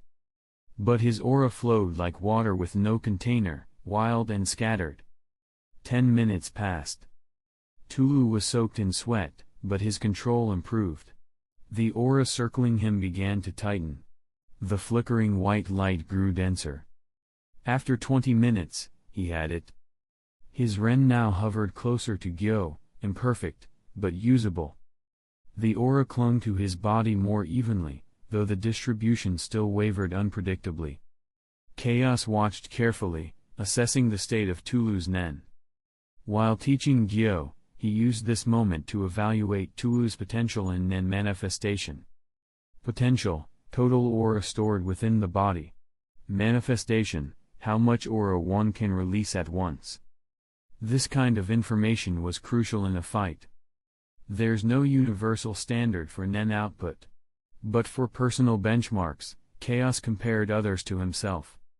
He estimated that Tulu could maintain full power Ren for 30 minutes, giving him around 3,600 units of potential. Of course, this isn't a standardized measurement, just a rough scale Chaos used to quantify differences. Experienced Nen users naturally estimate each other's power during combat based on gut and aura sensing. Compared to Tulu, Chaos figured he had around 4 times that output. Which meant he could sustain full power for an hour, maybe longer. He glanced at the exhausted, sweat-drenched Tulu. So this was his true limit. Up until now, due to always being cautious in real battles, Chaos had never fully burned through his aura. Now, he finally understood how long he could hold out at maximum power. Chapter 39 was an author's note. Chapter 40. Tulu was sweating and panting heavily. He couldn't remember the last time he felt this exhausted. "Jack, prepare some food," Chaos called out from across the wide courtyard. Jack gave a nod and limped off without a word. Chaos didn't turn around when he spoke. His gaze remained fixed on Tulu. Only after he saw the last of Tulu's aura drain out and the boy collapse to the ground did he continue speaking. "If that doesn't work, then just retract all the aura into your body, lock it down, and start chanting internally. That should be easy for you." As he spoke, Tulu instinctively followed the instructions, and surprisingly, did so with ease. To Chaos, it seemed like Tulu had executed Zetsu almost instantly. This was the advantage of cultivating Nen through natural awakening and self-guided control. The process of gradually sensing and mastering aura step by step was like constantly training your Nen control subconsciously. Tulu found Zetsu very easy to maintain. He finally had enough room to breathe, and to speak. He wiped sweat from his forehead, walked over to Chaos, and plopped down beside him. He didn't bother to ask how Chaos knew so many techniques. Since they were kids, Chaos had always known things he didn't. He was used to it. The reason Tulu had been so confident at the start was that he'd accidentally activated Ren once before. The sensation of power flooding his body had left him overconfident. But after seeing Chaos's usual composure, the arrogance was quickly put back in check. Sitting across from Chaos, Tulu slapped the ground beside him as if inviting him to sit closer. Chaos glanced at the dust kicking up in the moonlight and ignored him. Tulu didn't mind. He just slapped the ground again with his usual playful attitude. "Hey, Chaos, that guy with the afro back then, did he have this kind of power?" Lowering his head slightly and meeting Tulu's eyes, Chaos nodded. The question was sudden and had no lead-in, but Chaos understood what Tulu meant right away. August 31st, the day where their lives had hung on someone else's whim, was burned into Tulu's memory. He would never forget it. So now. Tulu grinned, but his words were cut off. "You can't beat him. Don't even think about it," Chaos interrupted flatly. Tulu frowned. It was rare to hear Chaos speak with that kind of tone, neutral, but resolute. A quiet admission of inferiority. "I get it, but... Chaos, some context would be nice." Tulu met Chaos's eyes sharply, not to challenge him, but to probe further. There's no clear bottom line, Chaos replied without elaboration. I can't say anything for sure. He'd only seen a few Nen users, he couldn't judge their true depth yet. He didn't want to speak blindly. Tulu was quiet for a moment, then respectfully dropped the subject. He understood what Chaos meant, he couldn't win right now, so he wouldn't provoke him. But the fire hadn't gone out. Tulu would just have to keep getting stronger. When Tulu brought up Uvogin, Chaos felt nothing. He knew his limits. He always knew what he could or couldn't do, and never acted on things he wasn't sure about. And he certainly didn't waste time worrying about problems he couldn't yet solve. That night, after returning to Meteor City, Chaos taught Tulu the basics of Nen and its advanced applications. He didn't know why Gepet hadn't summoned him right away after noticing the drastic change in his aura, but it didn't matter. As Chaos had always expected, there was no hostility between them. The next morning, sunlight spilled gently across Meteor City. Jack's courtyard lay tucked deep in South Street. There were even traces of greenery, and the air smelled faintly of soil. Breakfast didn't taste great, and Chaos found himself missing Aya's cooking, but he wasn't picky. He still managed to eat half the spread laid across 3 tables. Nutrition was crucial for cultivating Nen, after all. The only consolation? Jack's milk was still there. Chaos didn't plan to leave Meteor Street just yet. While in Ukexin City, he'd already taken time to learn Zetsu, Flow, and Gyo, completing the 4 foundational Nen techniques along with the major advanced applications. But he was still a bit raw in real combat. He decided to stay for a while, to refine his control and to keep training Tulu alongside him. By September 14, under Chaos's guidance, Tulu had successfully learned all 4 core Nen techniques as well as Gyo and Flow. Chaos had devised a special method to improve his own Flow technique, by using live sparring as the training ground. Tulu didn't love the idea. He wanted to master everything first before getting beaten up, but Chaos unilaterally rejected that proposal. September 15, 1 p.m. Tulu and Chaos stood apart in Jack's courtyard, preparing for their first actual training match. Tulu was already in Gyo. Chaos mirrored him. To keep things fair and push his own limits, he restrained his aura output to a level roughly equal to Tulu's, using Gyo as well. If he went all out, even a basic Ken strike would require Tulu to use Ryu to divert double the aura just to defend. If he failed, he'd take the full force of a Ken technique head-on, and that could be fatal. By keeping their Gyo output equal, Chaos made the match safe enough to train without holding back unnecessarily. Just as everything was ready and they were about to begin, Jack came with surprising news. Gepet had summoned them both. Chaos paused, eyes narrowing thoughtfully. Gepet hadn't called him immediately after his return to Meteor Street, which would have made sense if he were concerned. But now, 2 days later? And with Tulu, too? Strange. Still, with curiosity and caution, Chaos followed the escort along with Tulu toward Gepet's residence. Outside the iron gate, Chaos paused, scanning the area. Although he and Gepet hadn't had any fallout, it was still possible that his recent explosive growth had raised suspicions or caution among the upper ranks. But there was no ambush. The Nen users present were the same as before, 4 familiar auras. One of them was clearly Gliss. After confirming it with his perception, Chaos eased up. Led by the Elder Messenger, Chaos and Tulu entered the backyard, the same place where Chaos had fought his very first battle against a Nen user. Chapter 41. Interesting. Seeing the positions of everyone in the backyard, Chaos couldn't help but genuinely think so. Gepet was lounging beneath a large parasol, sipping afternoon tea like he was waiting to watch a good show. Not far behind him stood familiar faces, Tossie, Gliss, and another Elder's Guard, Fool.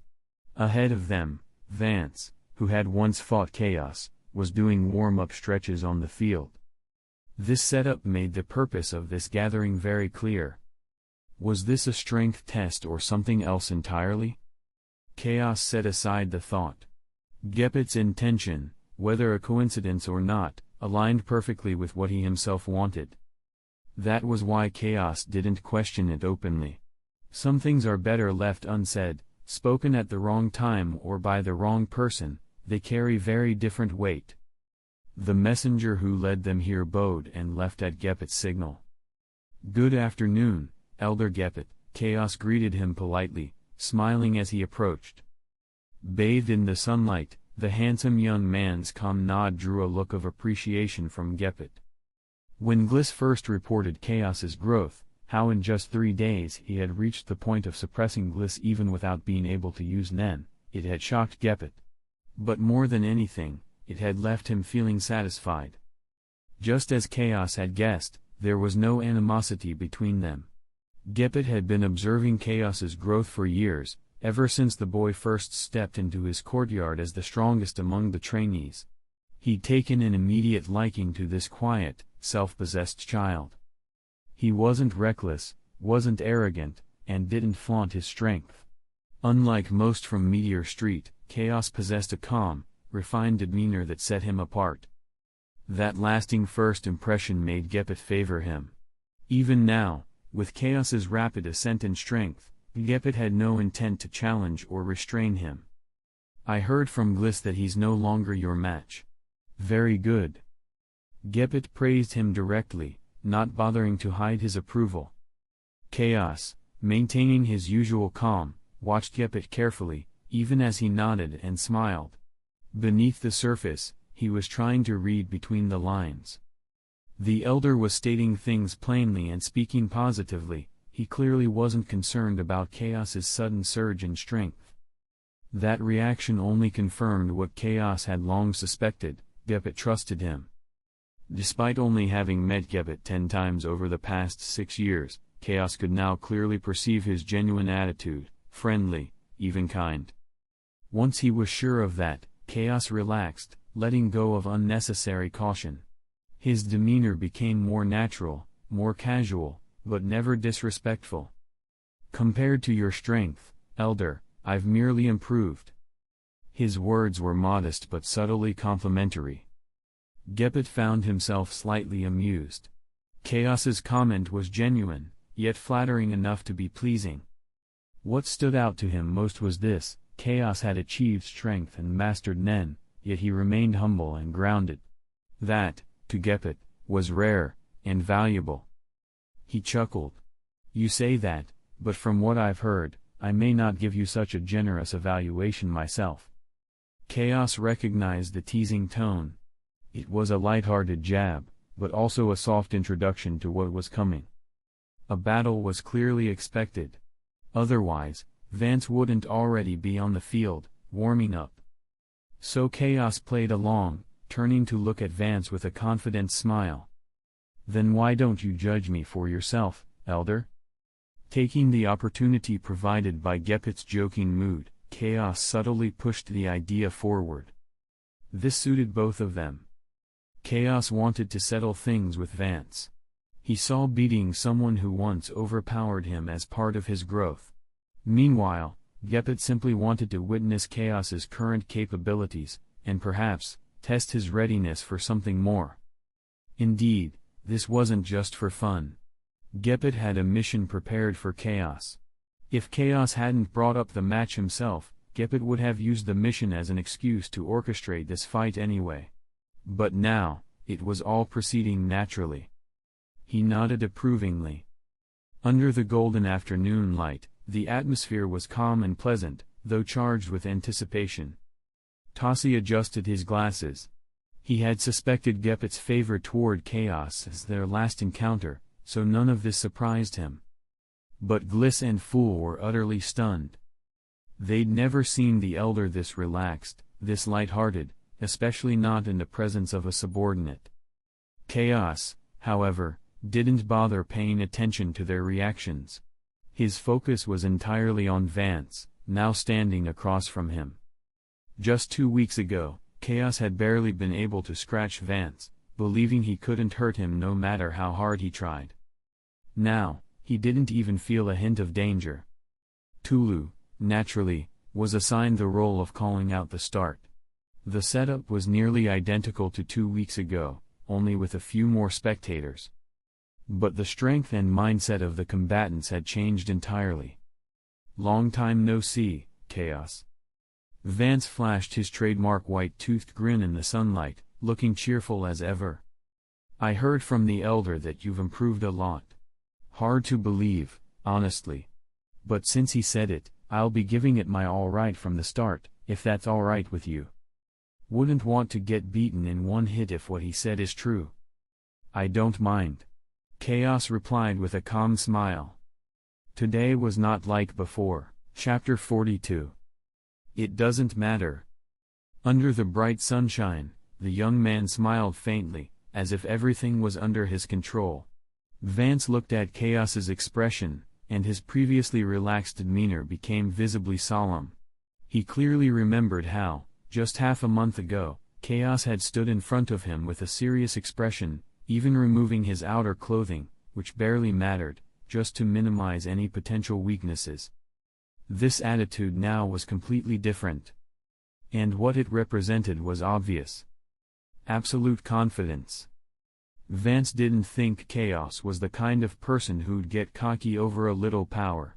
He'd also overheard the conversation between Gepet and Gliss. Even though it was hard to believe Chaos had become a Nen master in just half a month, the external factors and what he had personally observed forced Vance to cast aside his pride and face Chaos with complete seriousness. This was a rare quality, not simple stubbornness, but rational awareness that overruled ego and denial. Chaos was a little surprised by Vance's mindset. He could tell even Gepet had some lingering doubts about his strength.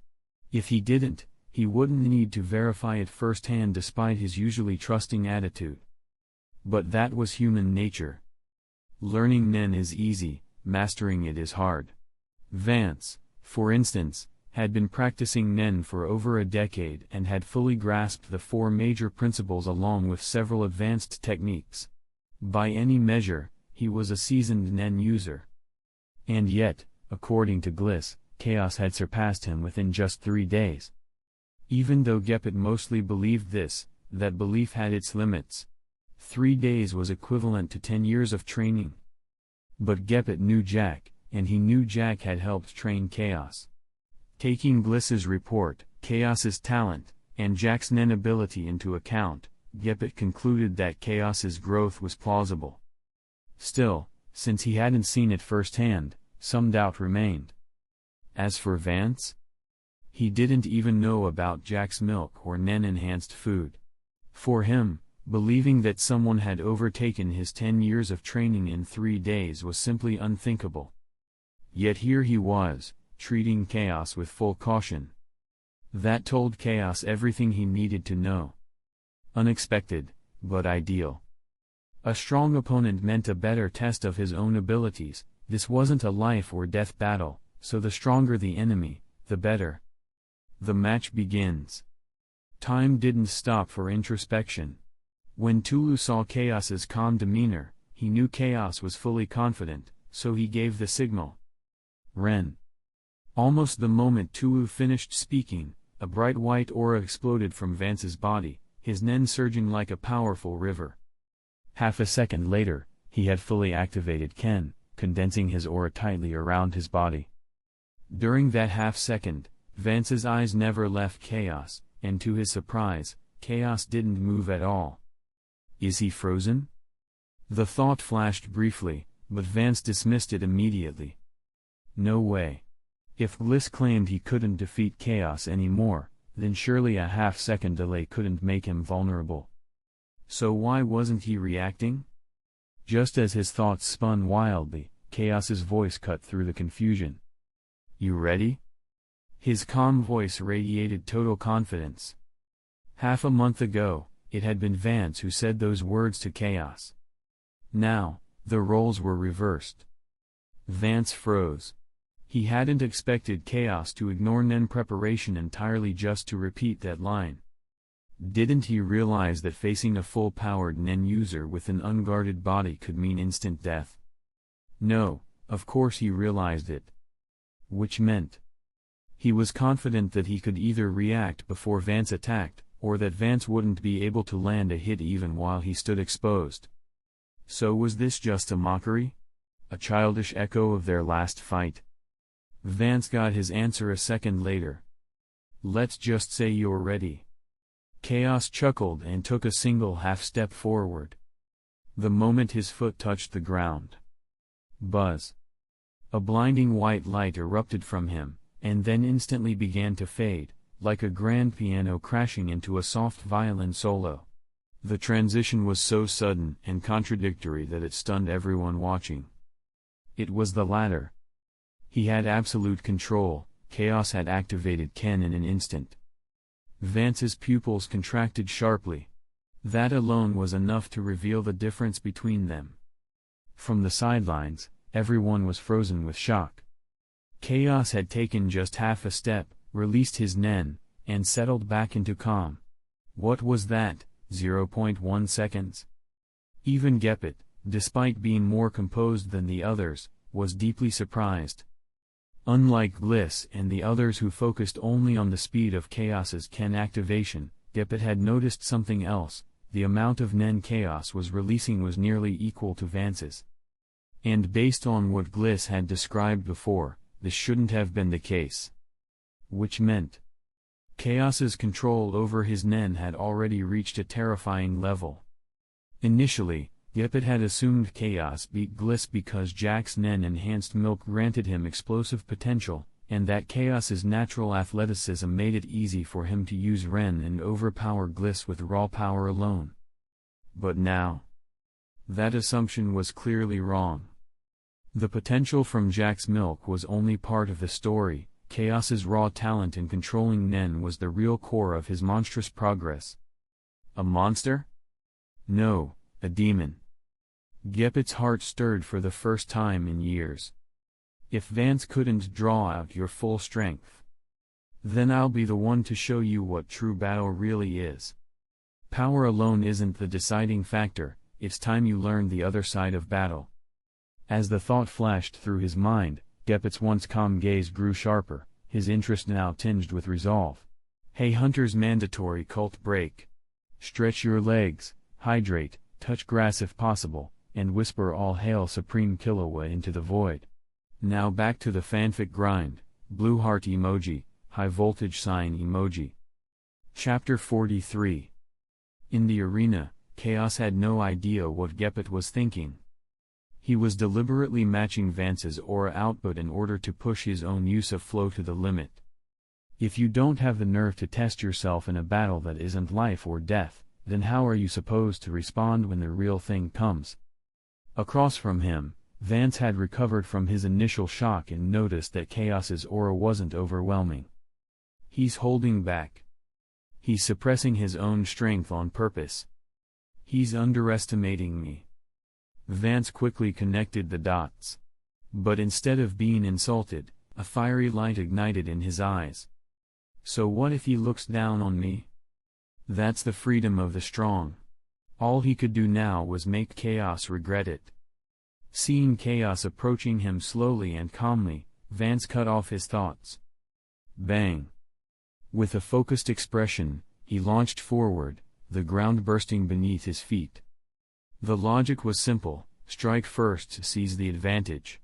Vance knew Chaos had a powerful throwing technique. If he let the distance remain, he'd be giving away the momentum.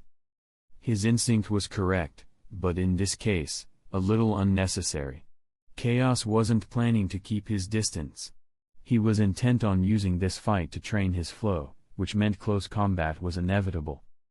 They were only a few meters apart. The gap vanished in the blink of an eye.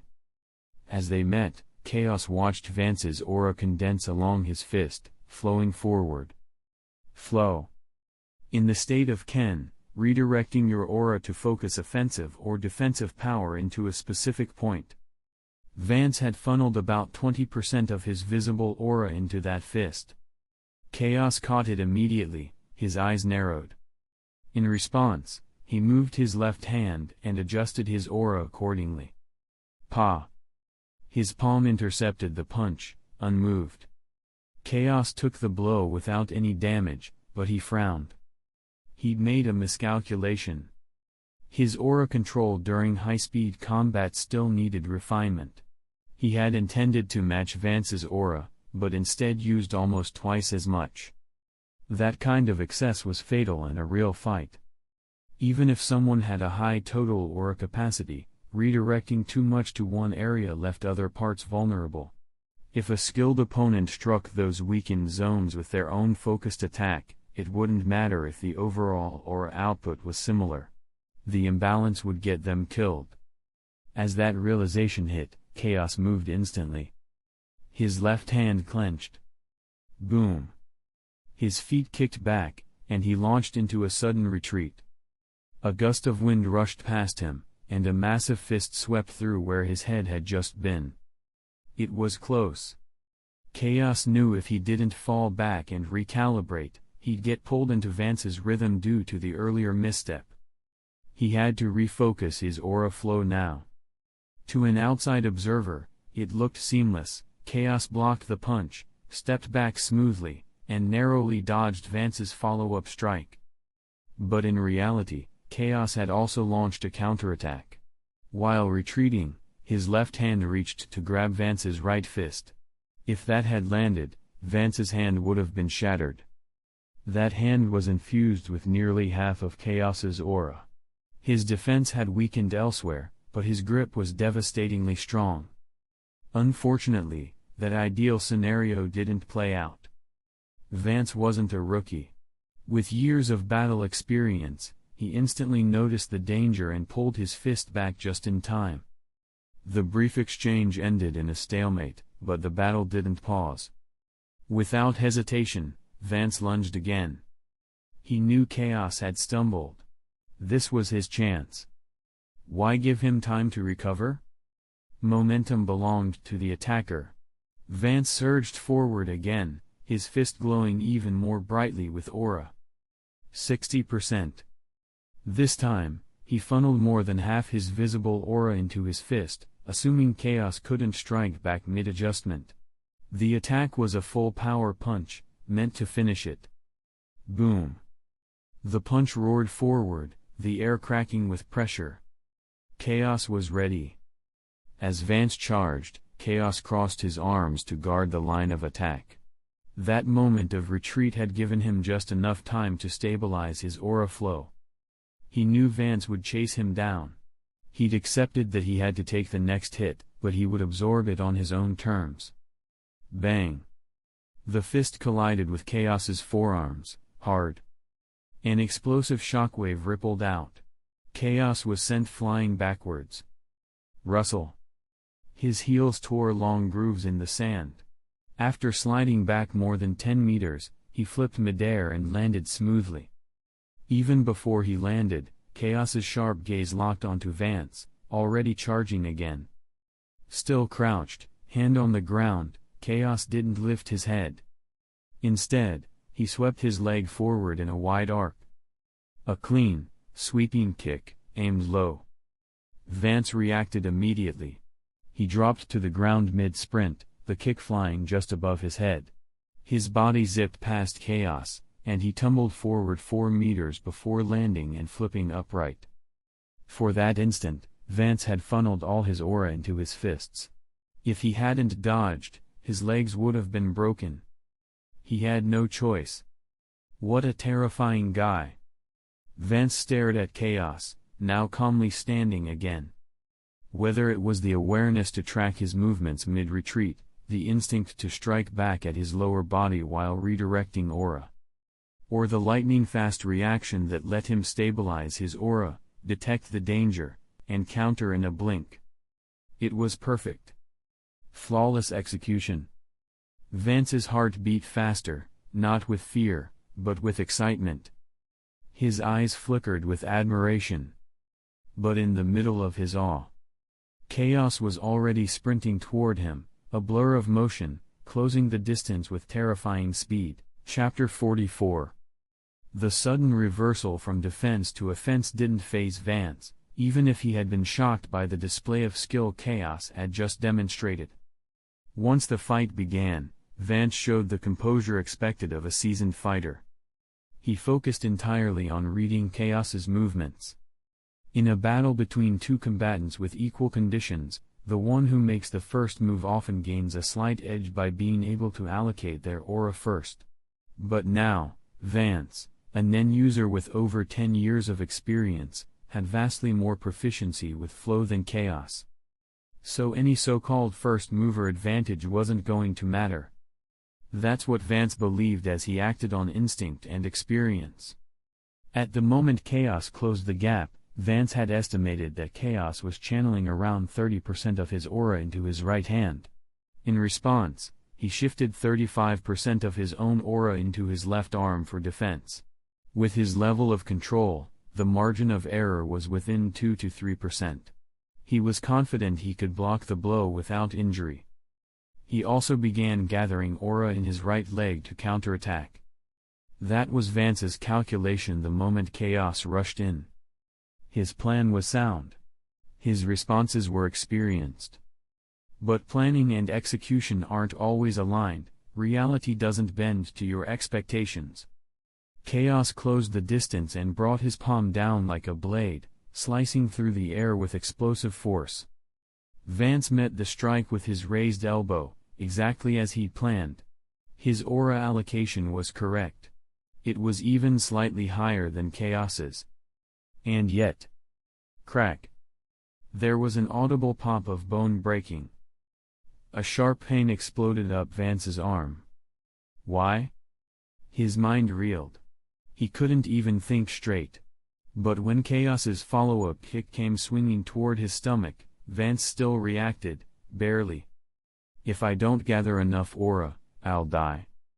Driven by sheer survival instinct, Vance forcefully redirected his aura into his torso. The speed of his flow was pushed beyond his normal limits. Just as Chaos's foot slammed into him, his aura surged. Boom! Vance was launched like a cannonball.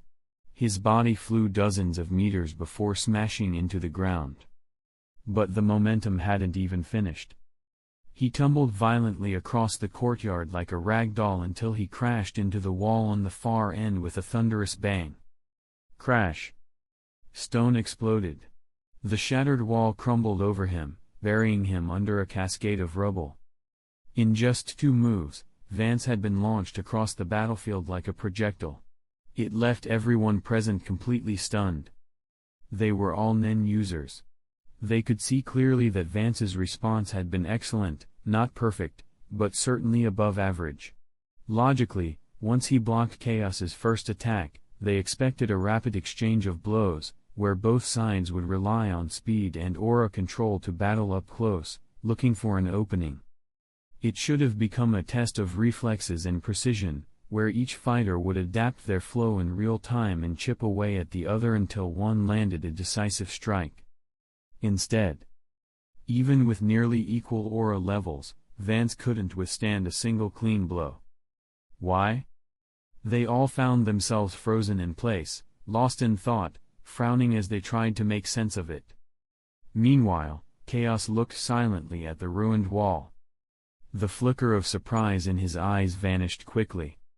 He'd used a specialized timing method to cause a burst of aura upon impact, making the strike stronger than normal. But it wasn't supposed to break bone with such a small aura gap. His intention had been to disrupt Vance's balance, forcing him into a mistake. But instead, it resulted in a scene even he hadn't anticipated. What am I overlooking? Chaos's brows furrowed slightly as he studied the wreckage. Wait. Suddenly, a realization flashed in his mind. He'd overlooked a simple fact: his own base physical attributes were several times higher than Vance's.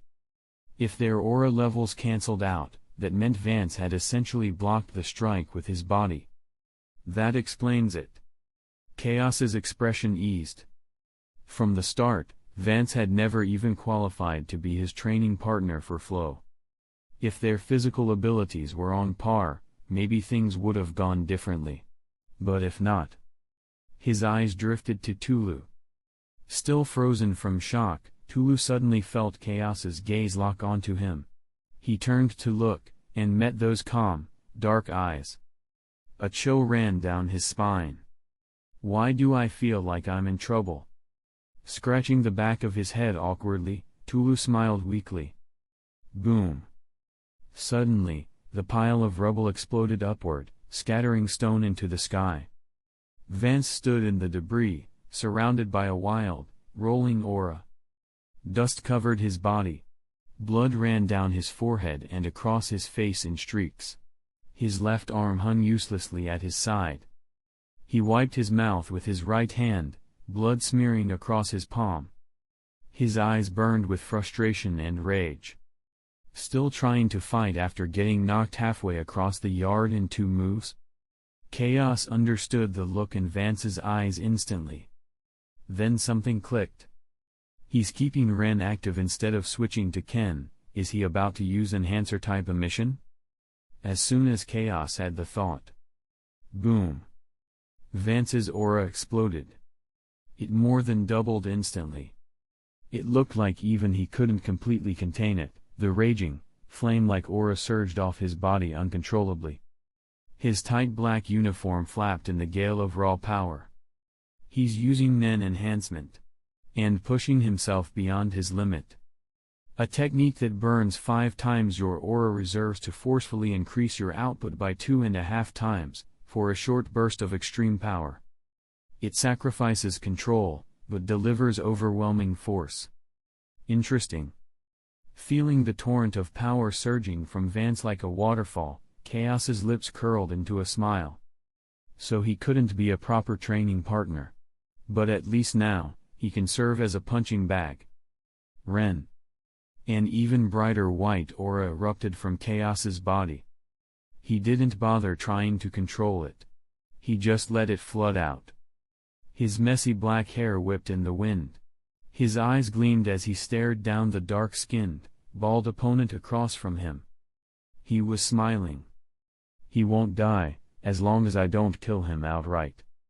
That was the only restraint Chaos placed on himself. And with that thought, he prepared to let loose. Chapter 45. For Chaos, what he looked forward to most was an opponent strong enough to force him to fight at full focus. That thrilling, exhilarating feeling of being pushed to his limits, he longed for it. He couldn't even remember the last time he'd been in that state. At the training center, no one dared to provoke him. And he wasn't the type to go around picking fights. Even the assassins he encountered in York New City recently had folded the moment he got close. This was actually fun. Looking at Vance, whose jaw was clenched in rage, Chaos allowed his aura to expand further.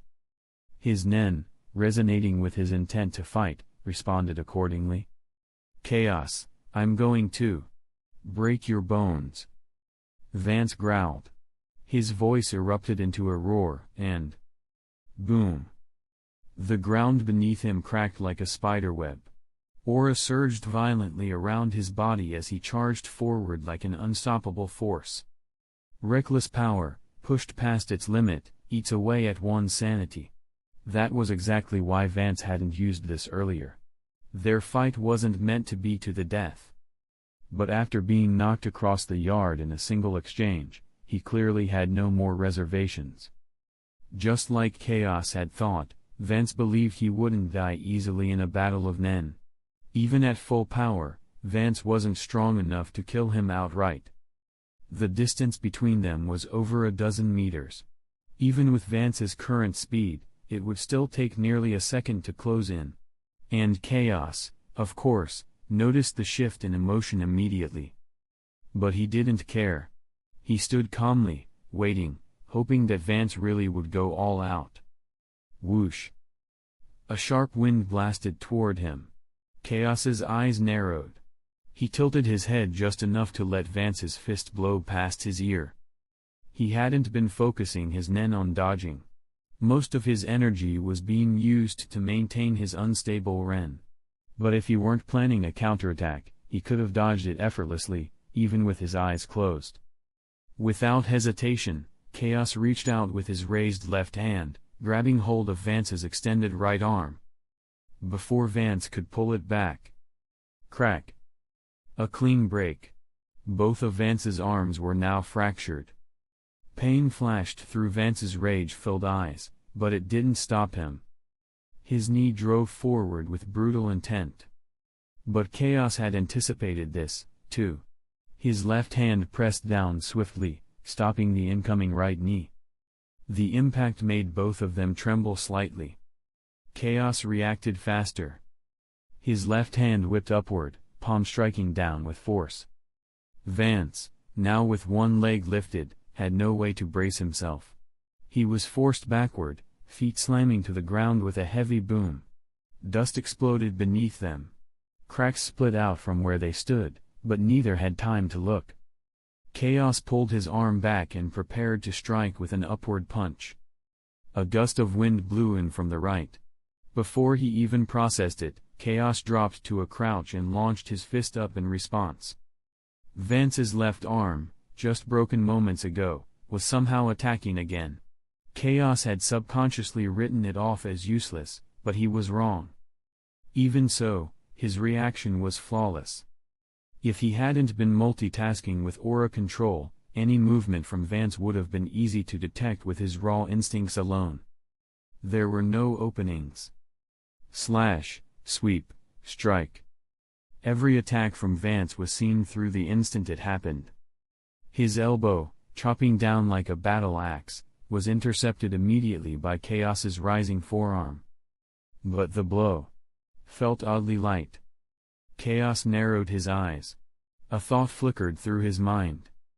Then he twisted Vance's limp arm halfway around and locked it behind his back. Less than 2 seconds of combat, and the outcome was already sealed. Step, pivot, pull. Chaos's movements were fluid, efficient, almost artistic.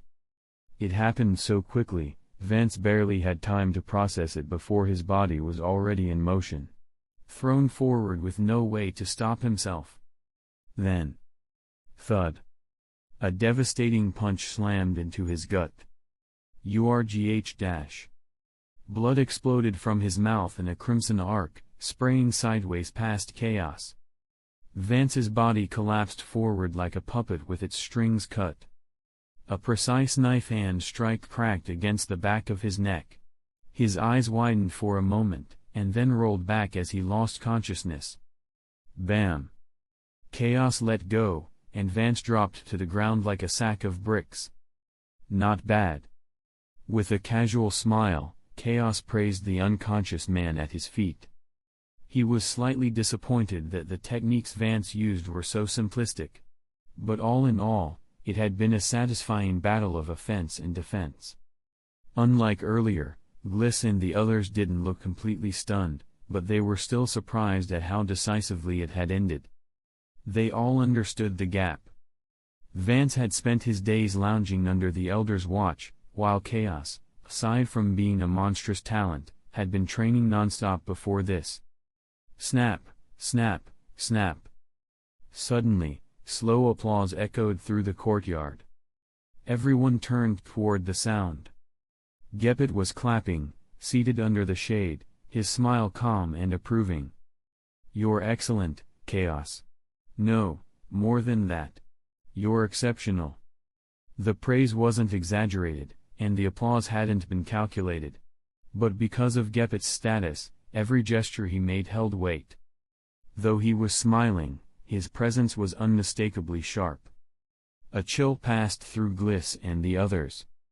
As his longtime subordinates, they had seen the terrifying aura Gepet could release. When he used his Nen seriously, it could kill with a glance. This sharpness only emerged when he was ready to act. And now? Was he planning to fight Chaos? No. There was no killing intent. He was smiling, even admiring. Chaos didn't know the full extent of Gepet's abilities, but he could tell something was building. If I can't figure it out, I'll just wait and see. With a calm exhale, Chaos dismissed his Ren. He smiled and replied, "To receive such an evaluation from you, Elder, is an honor." He had always held genuine respect for Gepet, who had helped him many times. "I'll be blunt," Gepet said, standing up without delay. "Are you interested in playing the next round with me?" Chapter 46. In Meteor Street, people aren't necessarily warlike, but those in power absolutely are. That's the only way to carve out a position in a place where strength is everything. Generally speaking, an elder's power represents the pinnacle of his territory. Chaos understood that well, which is why Gepet's challenge genuinely surprised him. He didn't think his current strength warranted a sparring match with someone like Gepet. But the moment he saw Gepet's expectant look, and watched him rise to his feet, Chaos responded without hesitation. "I'd be honored, Elder." "Very good." Gepet's eyes gleamed with praise at Chaos's direct acceptance. He knew Chaos wouldn't be foolish enough to think he stood a chance of winning. But it was precisely this willingness to face a superior opponent head-on, without fear or delay, that made Gepet admire him even more. Once a person develops a certain level of fondness for someone, that fondness tends to grow with time. Gepet's perception of Chaos fit that pattern perfectly. Vance, still unconscious, was quickly carried away by Fool, one of Gepet's guards, leaving the space open for the next match. Gepet, dressed in a well-fitted black suit with silver detailing, radiated a calm but deadly aura. Chaos stood less than 5 meters away, and for the first time today, his expression was visibly serious. Unlike earlier, where he tested his control and technique, this time he would have to go all out.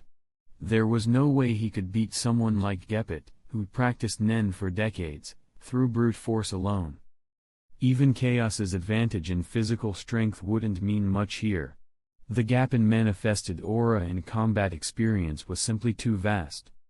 He didn't know why Gepet wanted to fight him, whether it was boredom, curiosity, or something else, but it no longer mattered. The Elder stood before him. All Chaos could do now was respond with everything he had. His Nen surged outward like a volcanic eruption, roaring with raw intensity, then, all at once, it collapsed inward and stabilized. This burst was even more potent than before. Impressive. Very impressive, Gepet thought as he watched. Tulu, standing to the side, glanced at Chaos's tense posture, then at Gepet's calm presence, leaning casually on his cane but emanating an overwhelming pressure. Tulu hesitated slightly, unsure whether to call out the start. Gepet didn't wait for a signal. He raised his cane and twisted it slightly. Shhhk. From within the cane, he unsheathed a thin, sharp sword. Holding it before him with the blade pointed to the sky, he spoke leisurely. "Sancho Me. That's the name of this sword." With a casual flick of his left hand, he discarded the scabbard. "I should warn you, it's a famous blade. Even those fine steel-throwing knives you use. This thing can split them in two with ease." Then, his expression cooled. "And paired with my Nen ability. God's shadowless edge. Bzzz." A wave of razor-sharp aura rippled from Gepet's body. For a moment, it looked like he was encased in translucent crystal. "It becomes indestructible." He leveled the blade at Chaos, his voice colder now. A transformation-type ability, Nen infused with both sharpness and solidity. His aura was shaped into a weapon more refined and lethal than any standard Ken defense. This ability reflected Gepet's personality, structured, unyielding, and disciplined. A blade honed by decades of battle. Dangerous. Almost impenetrable, Chaos thought. That crystalline aura wasn't just for show. Even though Gepet wasn't releasing significantly more aura than him, Chaos could feel how difficult it would be to penetrate it. "I trust you've already seen my aura output," Gepet said calmly. "So I'll offer a small favor. You have 3 seconds to pick your ideal distance. In other words, the fight starts in 3 seconds. Chaos immediately understood and didn't waste time. He backed away quickly, 8 meters. That was his optimal throwing range. Unlike with Vance, he had no plans to hold back. Within a second, he was in position. The second ticked by. Swish, swish. Geppet casually swung his sword through the air twice, a warm-up more than anything. Then the third second hit. Tshhh. The rain began to fall. In that instant.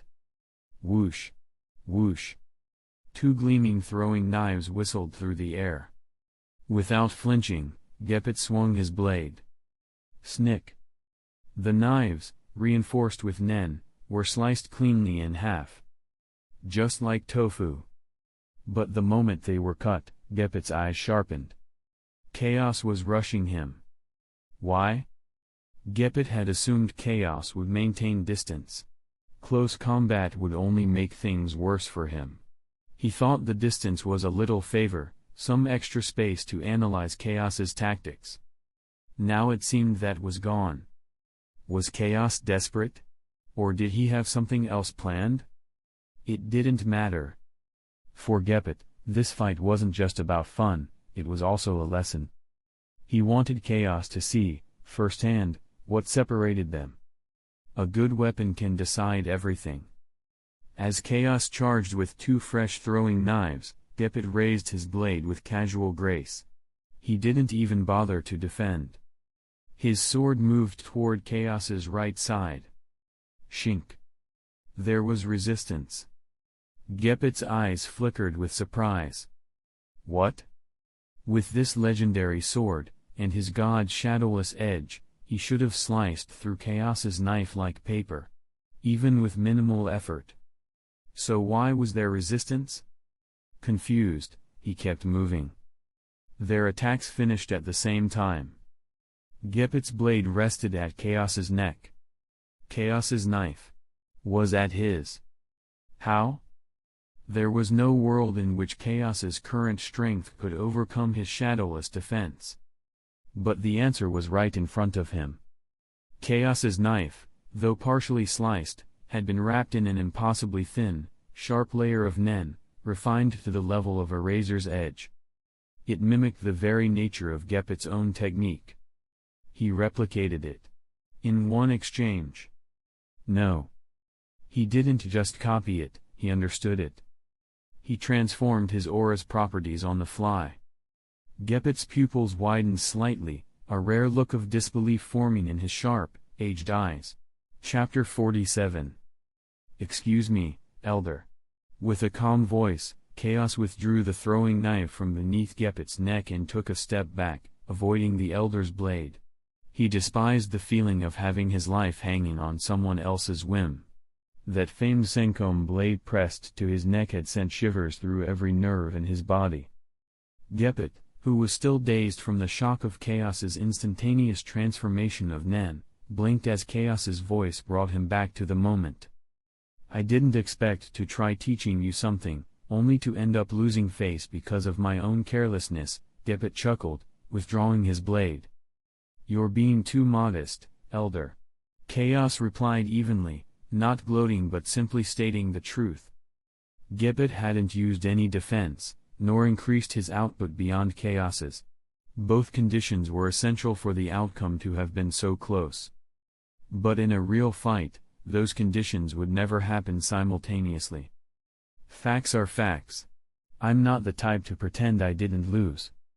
That said, Chaos continued with a slight shift in tone, you mentioned wanting me to realize something during our match. I'm curious, what was it? He knew which things were worth responding to, and which were better ignored. But this one intrigued him. At the same time, Geppet's earlier remark had genuinely piqued his interest.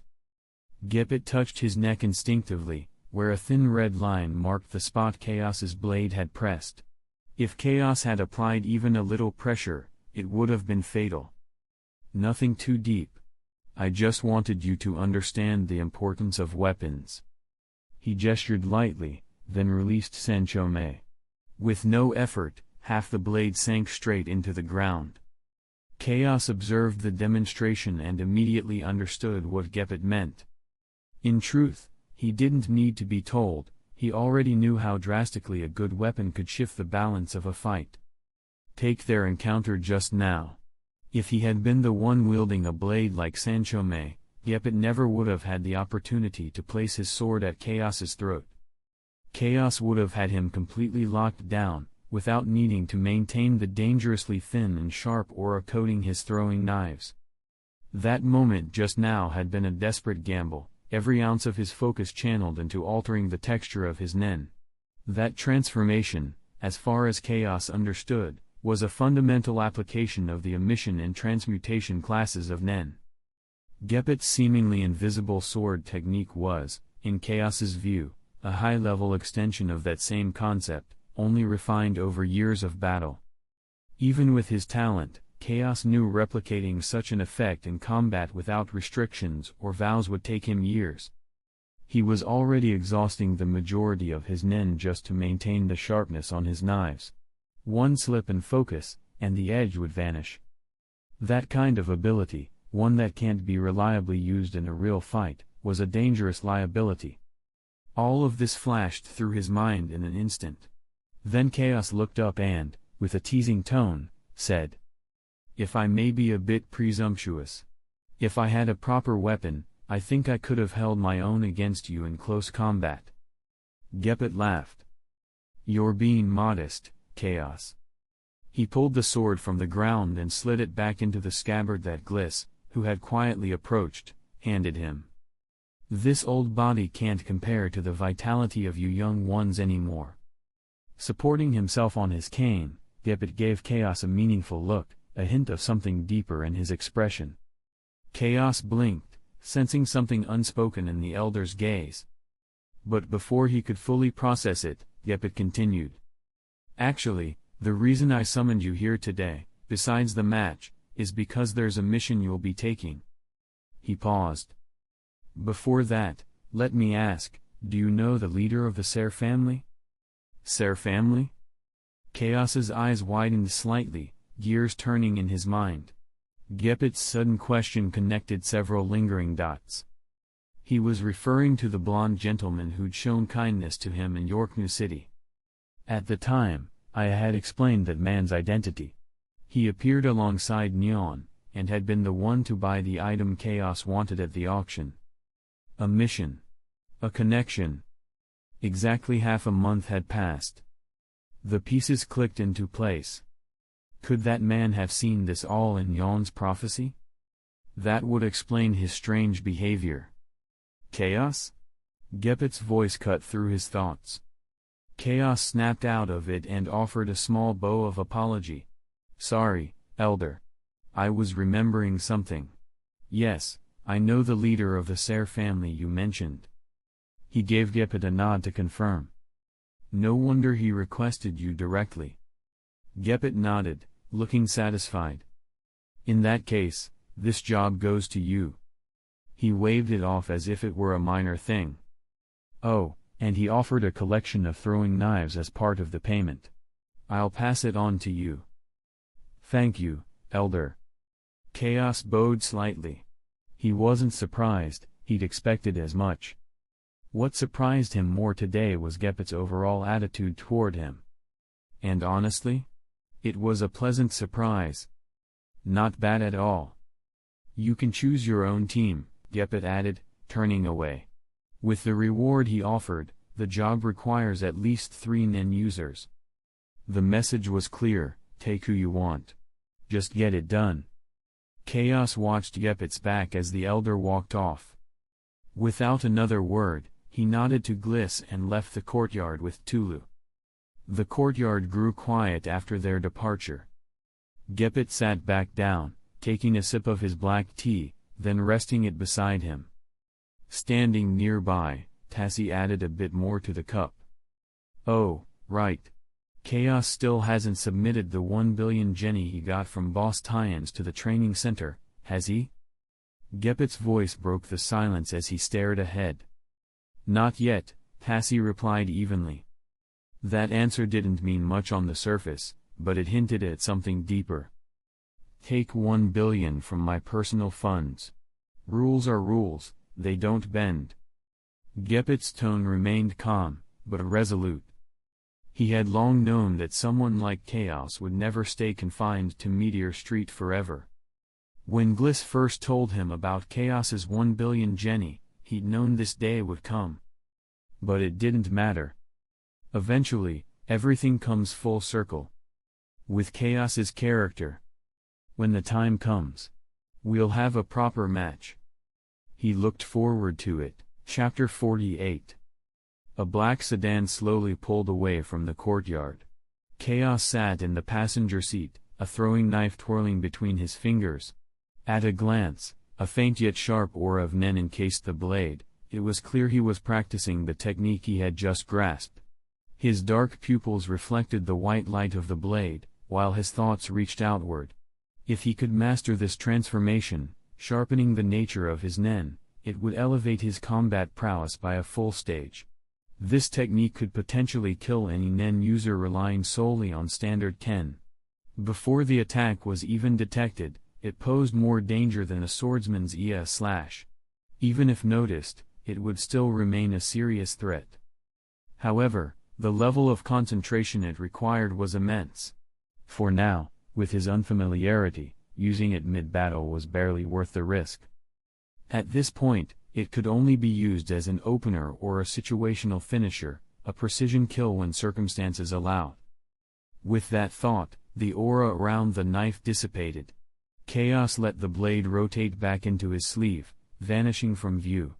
He then stretched his fingers and split his Nen into 5 threads, his fingers weaving them through the air with practiced fluidity.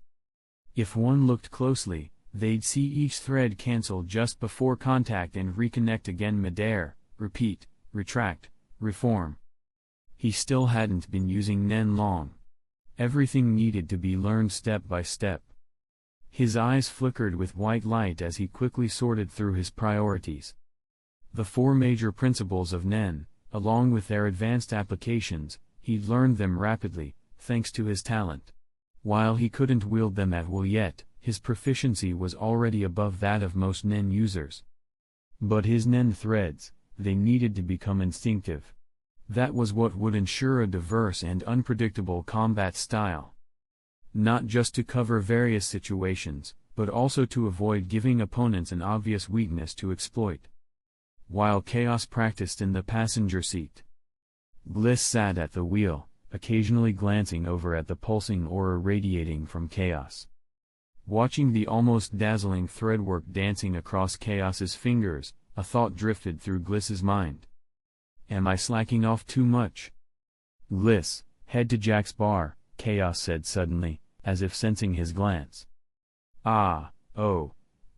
Right, Gliss snapped to attention. He turned back to the road, feeling oddly guilty, though he wasn't even sure why.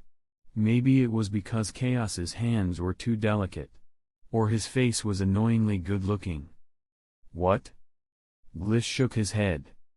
Anyway, where was Jack's bar? He wasn't exactly the type to hang around places like that. Without taking his eyes off the road, Gliss called back to Tulu, who was training Ken in the back seat. Yep. Definitely slacking. With Tulu's help, they soon pulled up to the familiar front door of Jack's bar. The car came to a stop. Hey Tulu, Chaos said, voice calm. Tell Jack I'll find a way to fix his broken leg, and bring out some of his milk.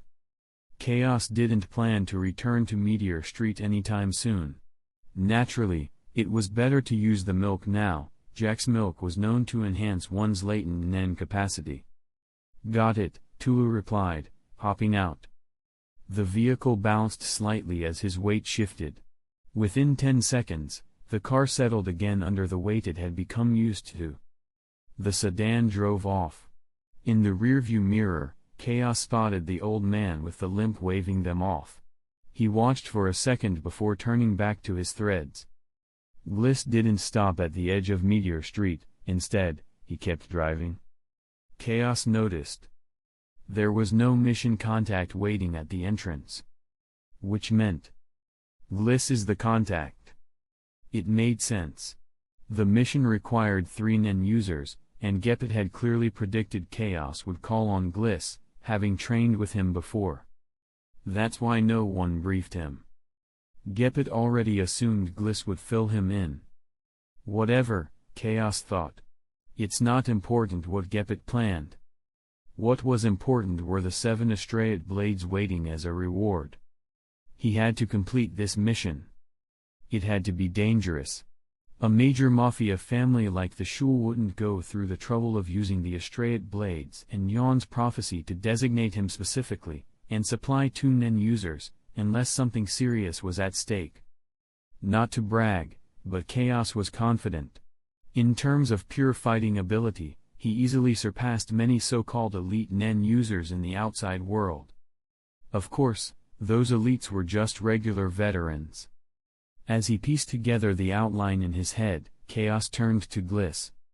Gliss, give me the mission details. Even as he spoke, the threads of NEN continued flowing between his fingers. Ah, hang on. Let me organize it. Gliss had honestly planned to explain from the start. But when he saw Chaos focused on training, he decided to wait. He hadn't considered it urgent. Now that Chaos had asked, he scrambled to gather his thoughts. As for how Chaos had figured out that he was the mission contact without being told. Yeah. Gliss didn't even stop to wonder. The mission itself was simple: escort a girl safely to a city where her employer awaited her. But the distance? Not so simple. From Windmill Town to Sam City. As Gliss explained, Chaos withdrew his NEN threads and opened his phone. Since the mission was entirely in their hands, they even have to arrange their own transportation. He pulled up a map. They were currently on the Ulubian continent, the 3rd largest continent in the world. Meteor Street sat more or less in the center, slightly northward. Windmill Town lay to the east, about 400 kilometers away.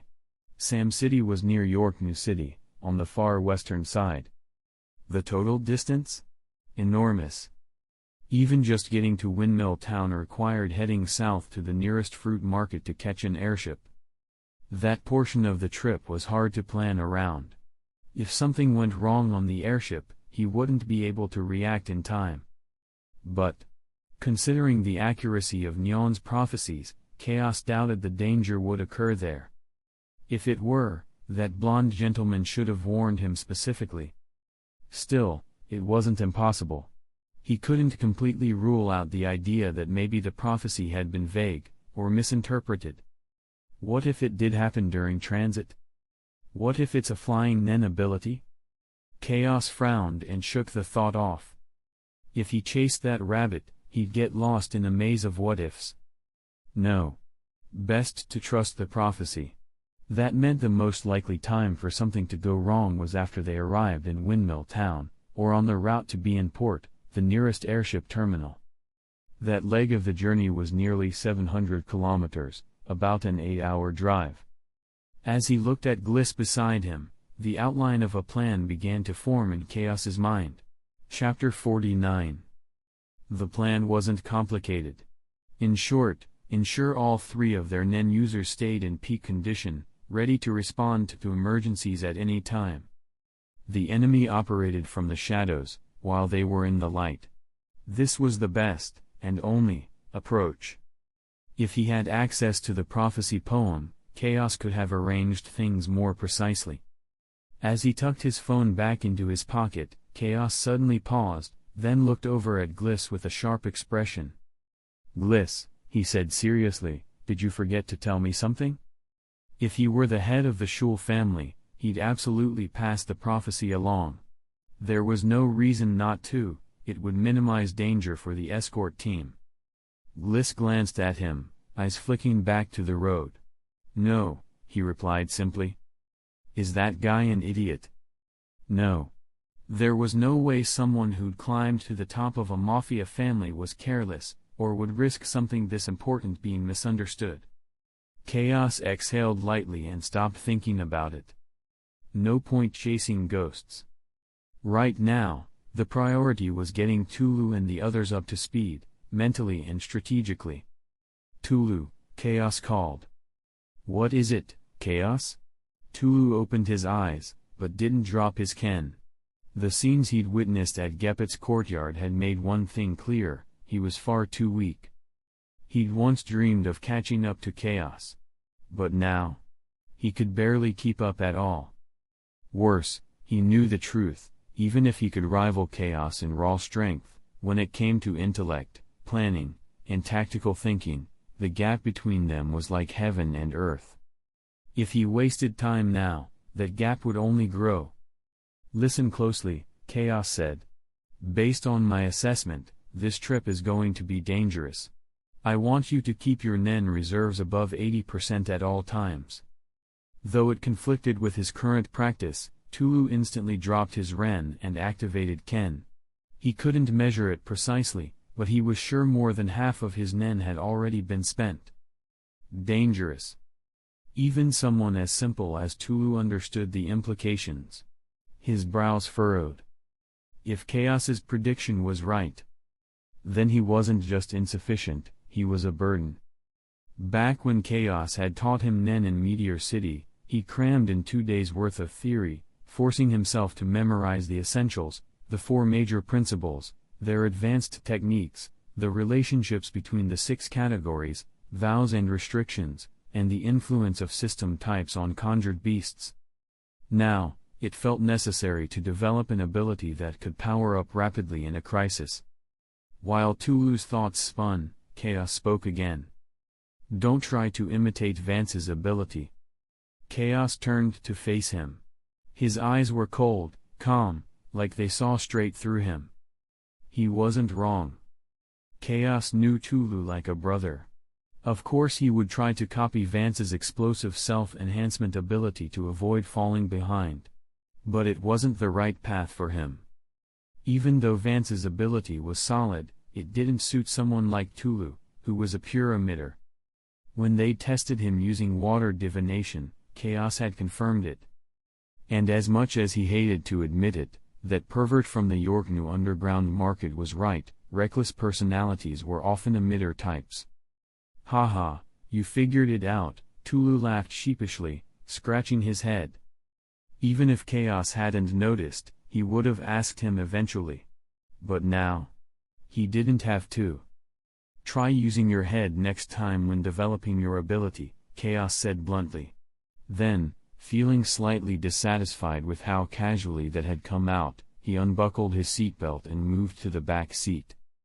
There were 2 critical pieces of Nen knowledge he hadn't shared with Tulu earlier, because at the time, he wasn't sure Tulu would retain them. Now, Tulu was finally taking this seriously. Tulu blinked, surprised by the sudden shift. As long as you're in Ju to recover your Nen, I'll teach you something more important, Chaos said, sitting across from him.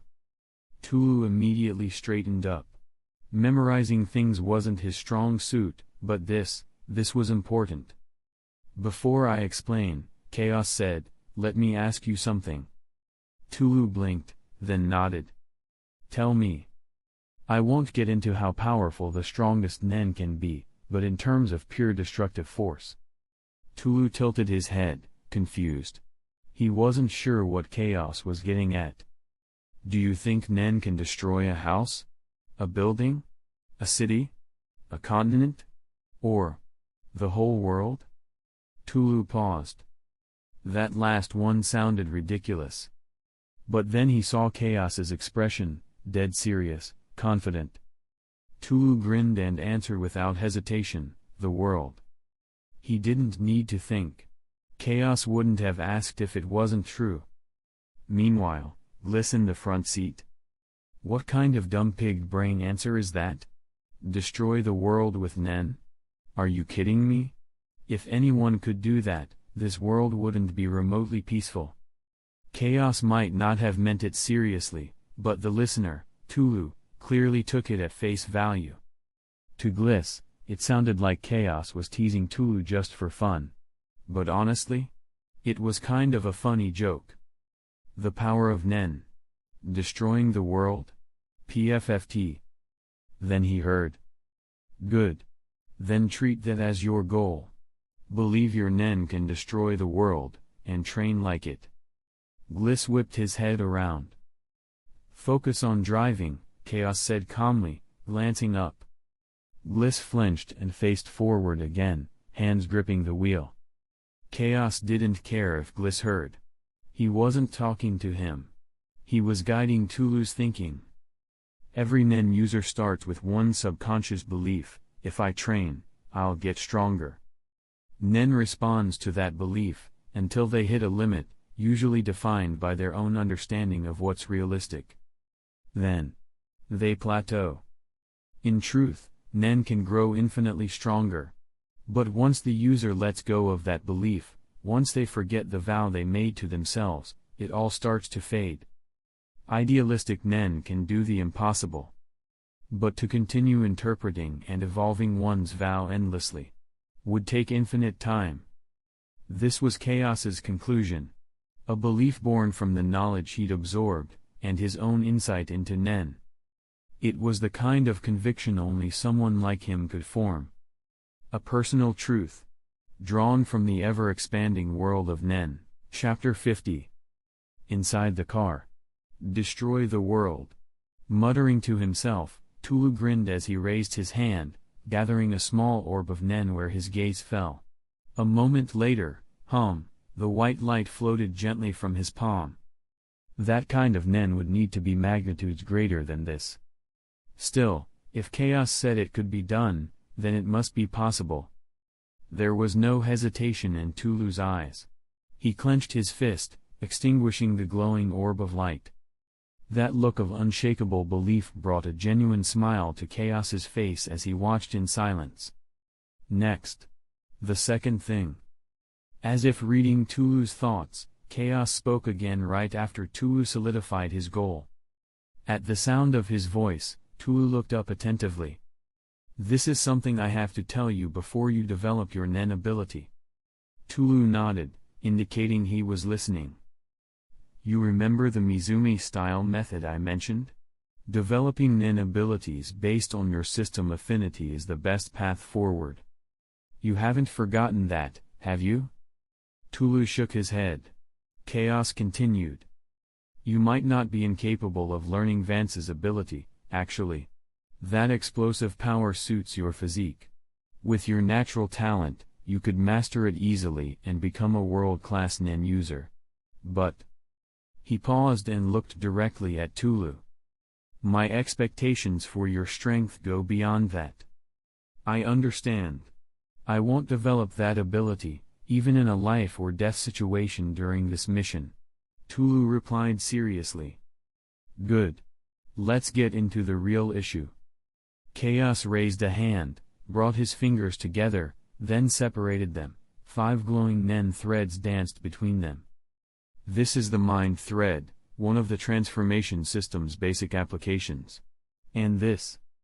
He switched his hand to a blade shape, focused, and let a thin, sharp layer of nen coat the side of his palm. This is the Elder's technique, the sharpened nature of his Hatsu. Maintaining it requires significant focus. For me, in a real fight, I need full concentration to keep this active, which limits how much I can track the opponent. To most people, these would both be considered nen abilities. But to Chaos, they were just as foundational as Ten, Zetsu, Ren, and Hatsu. Tulu frowned as he tried to follow the explanation, visibly struggling. Chaos rubbed his temple. Forget it. Don't overthink it, Tulu. He had meant to simplify the explanation, but clearly overestimated Tulu's comprehension. In short, what others spend a lifetime developing, a gifted person like me can use as easily as basic entanglement. Seeing Tulu drop his effort and nod along, Chaos summarized. Let's say you spent decades practicing with throwing knives, you might not reach the level I could attain after just a few days of effort. Tulu nodded quickly. Exactly, like you're throwing knives, Chaos. No matter how long I train, I probably won't catch up. Giving him a sidelong glance, Chaos continued. Yes. Nen ability development is like that. You might pour time and energy into something and still fall short. Mizumi style helps you choose the right path for your talents. But I want to take it further. Seeing Tulu straighten up again, Chaos went on. Back to your knife analogy, once I master it, I can branch out and learn new techniques, like boxing or kung fu. You, on the other hand, might never move past knives. It's the same with nen development. Choose wrong, and you're stuck. You might spend years building an ability, make O's and restrictions, only to find you locked yourself into a weak direction. Take Vance's explosive type. Once you develop that, you can only evolve along the lines of multipliers. You won't be able to go the opposite direction, like energy absorption. Absorb nen. That phrase froze Tulu in place. Huge nen capacity. Destroy the world. What is it? Chaos noticed something shift in Tulu. Without hesitation, Tulu shared the inspiration that had struck him. After listening, Chaos went quiet. The concept of a nen ability based on release and absorption, Tulu's inspiration, fit neatly within his natural system affinity. The potential was enormous. You could use a mind beast to help develop something like that. But in the end, it's still up to you. Tulu nodded thoughtfully. Don't think too far ahead yet. There's something more important you need to hear first. Chaos stopped him before he could wander off into theory again. What is it? Intent, Chaos said, raising a finger. A nen ability needs strong intent behind it. The more resolved your initial vision, the more boundless your development potential becomes. He didn't wait for Tulu to respond. Instead, he reached into the back of the car and retrieved a glass. Picking up the milky white container at his feet, he poured a drink and tilted it back. His eyes reflected the swirling white liquid, distant and thoughtful. There were many things he still hadn't told Tulu, but the core was already covered.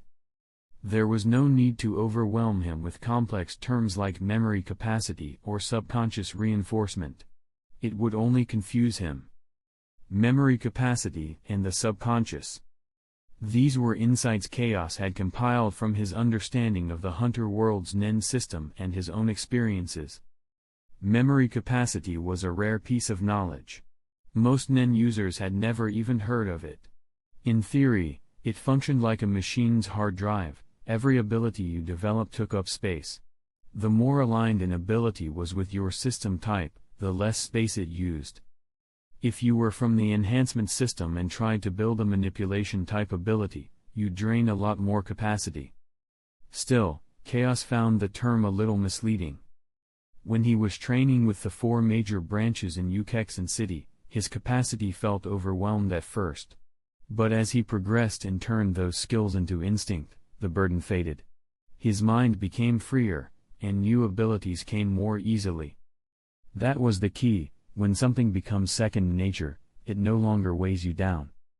In theory, with enough talent, time, and effort, a person could develop an endless number of abilities, and eventually become truly omnipotent. That was the difference between humans and machines. Humans have instinct,